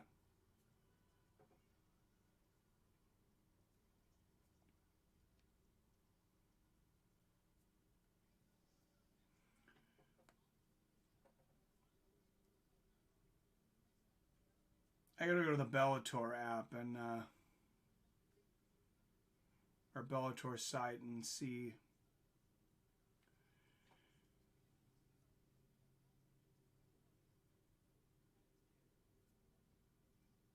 what's up there.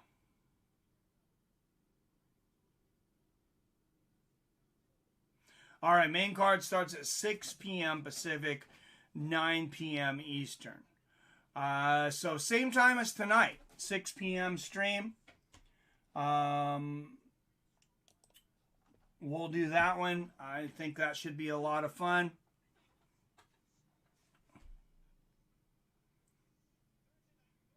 Billy, yeah, I was hoping Chuck would beat Rampage because I wanted Vanderlei versus Liddell. Well, eventually they got it. That was, I believe it was Vanderlei's first fight in the UFC, if I remember.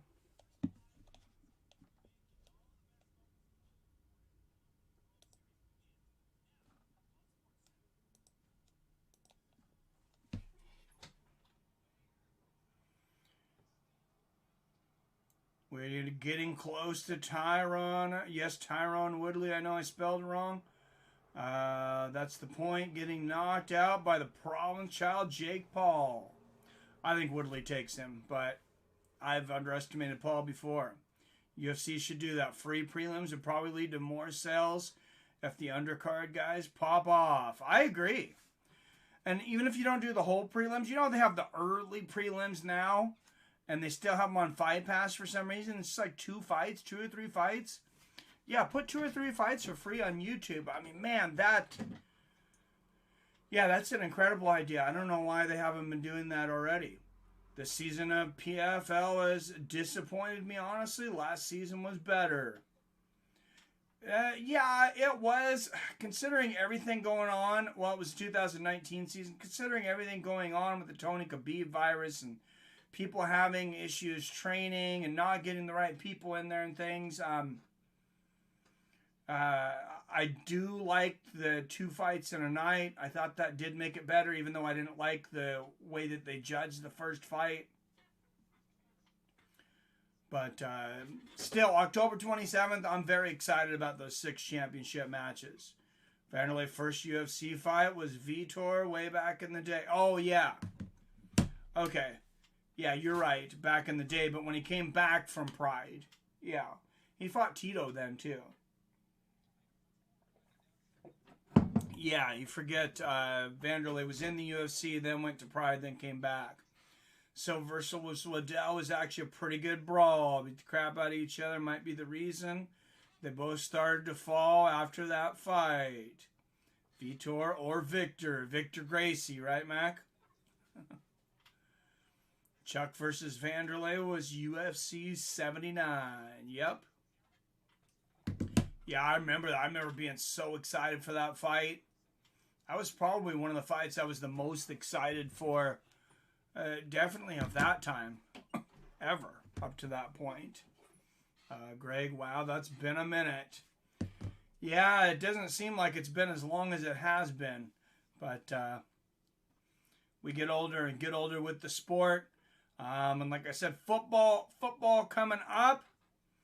The NFL preseason well underway. Once the main season starts, we'll definitely do some football companions too. It won't be every week. I'll probably do some Thursday nights. I don't know how many Sundays I'll do because Sunday is generally my only family day. Like we dedicate it as a family day, but Vanderlei never was the same after his nose job. Think about it. Yeah, well, he took a lot of shots. Well, remember, he never was the same after Chris the Cripper Lieben demolished him. So, you got that. And speaking of Chris the Cripper Lieben, we got a little something. Chris Lieben's got a little something for you guys on future shows. A little message for the Fights with Friends community. We'll maybe start putting that up on some videos. Broncos versus Seahawks on Saturday night in preseason.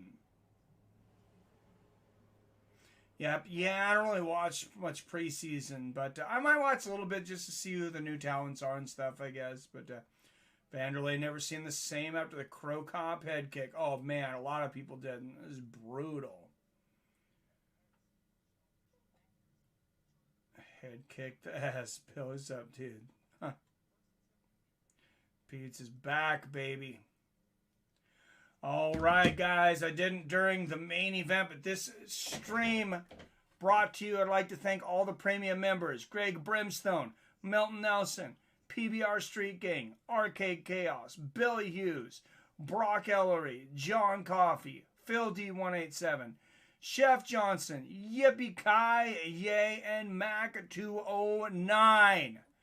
Thank you guys very much, and in that order. So if you want your own special emojis, if I ever have any members only streams up, I won't ever post anything that's for members only. I want everybody to see it. But as far as like a pre-release or something, we could look at something like that.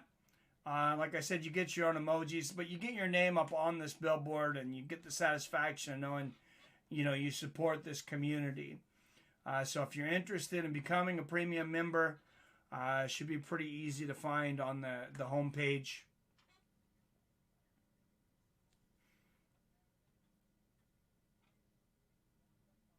Hey, Mac, I can't post for 2 weeks, Mac.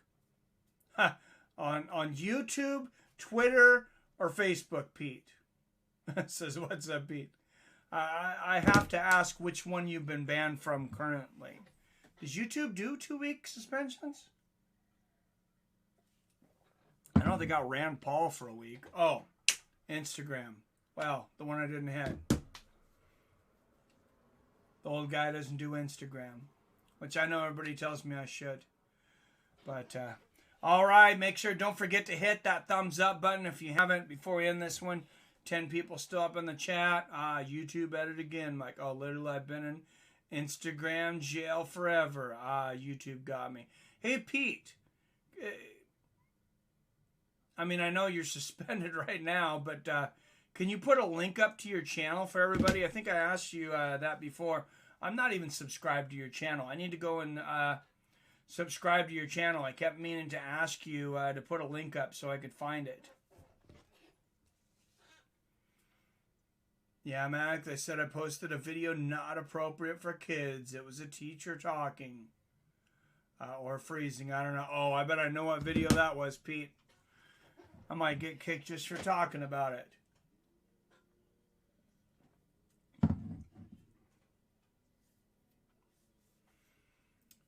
All right, Eagles QB Jalen Hurts was sent to Philadelphia hospital diagnosed with a stomach infection, told to stay at home to rest for at least 2 days.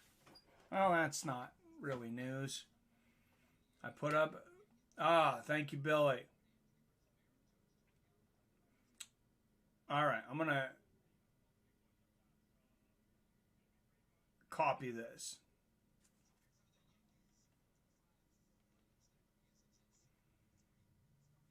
So it won't let me just go. Oh, I can go there on my computer while I'm reading the comments on the phone. I want to check your page out, Bill, Pete.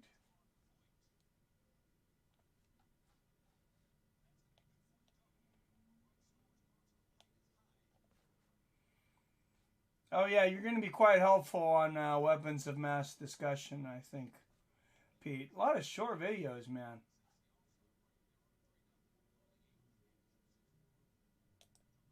Ha! Well, I'm going to have to check these out, though.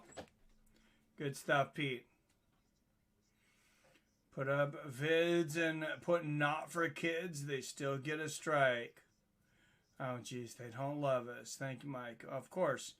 Not strike, but demonetized. Oh, yeah. I used to get a lot of stuff demonetized.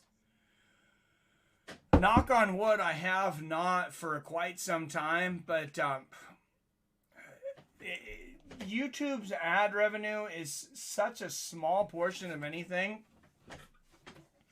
I'll tell you, I get more per month from the fees from you guys for premium members. And I get more, again, from the super chats. I get more from both of those things, and I get ad revenue is it's almost nothing at this point. It's like a couple bucks here and there. Real quick, Michael Rappaport sucks big time, guys. The worst.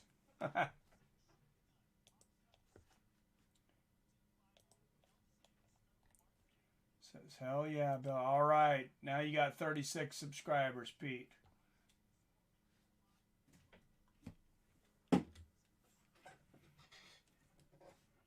Yeah, Pete, they seem to hate everyone nowadays. Conspiracy stuff, weed stuff, schmint, and soda. Yeah, I just got kicked off of Facebook again. I just deleted the app. I'm kicked off for a week. I'll go back there just to post stuff on the Fights of Friends chat, but I'm through with arguing with people online. It's just friggin' stupid. Pete watches deposition against Barstool. He lies his ace off. Oh, I'm sure he does. Oh, yeah, Billy. That's when he lost his best bud, too. Damn. All right, and Adam from Allen just subbed. Nice. I used to be a big Mike rap fan. Time you going live on Saturday, Mike? Let me decide that right now. Since we also have the Pacquiao versus Ugo's fight that night,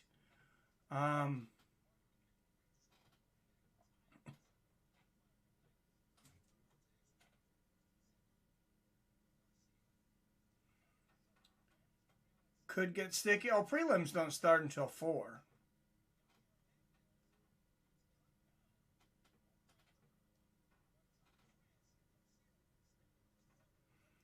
Wow, 12 fights. As long as everything, works out. Got 12 fights scheduled. Well, I'll shoot for 4. It'll be scheduled here soon, but let's count on 4. We'll just do the whole stream. And then the boxing afterwards. What's that, 4 to 9 or 10? It's like 5 or 6 hours. It's not real long. Okay, I'll leave you be. Thank you. Gonna work on that vid for your channel, Mike. Nice. I can literally only make 15-second videos. That's all they make you? Oh, sad how fake Mike Mike Rapp turned out to be. He's my only friend. Never chatted him, but I could. So disappointing. I don't even know who he is. I don't know anything about it. But, all right. Thanks for joining me for another night, guys. I should get a few winks of sleep before I have to go to the warehouse in the morning, which is not too long from now. All right, guys. As always, I love you. I respect you. And we'll see your fine asses tomorrow for Bellator 265.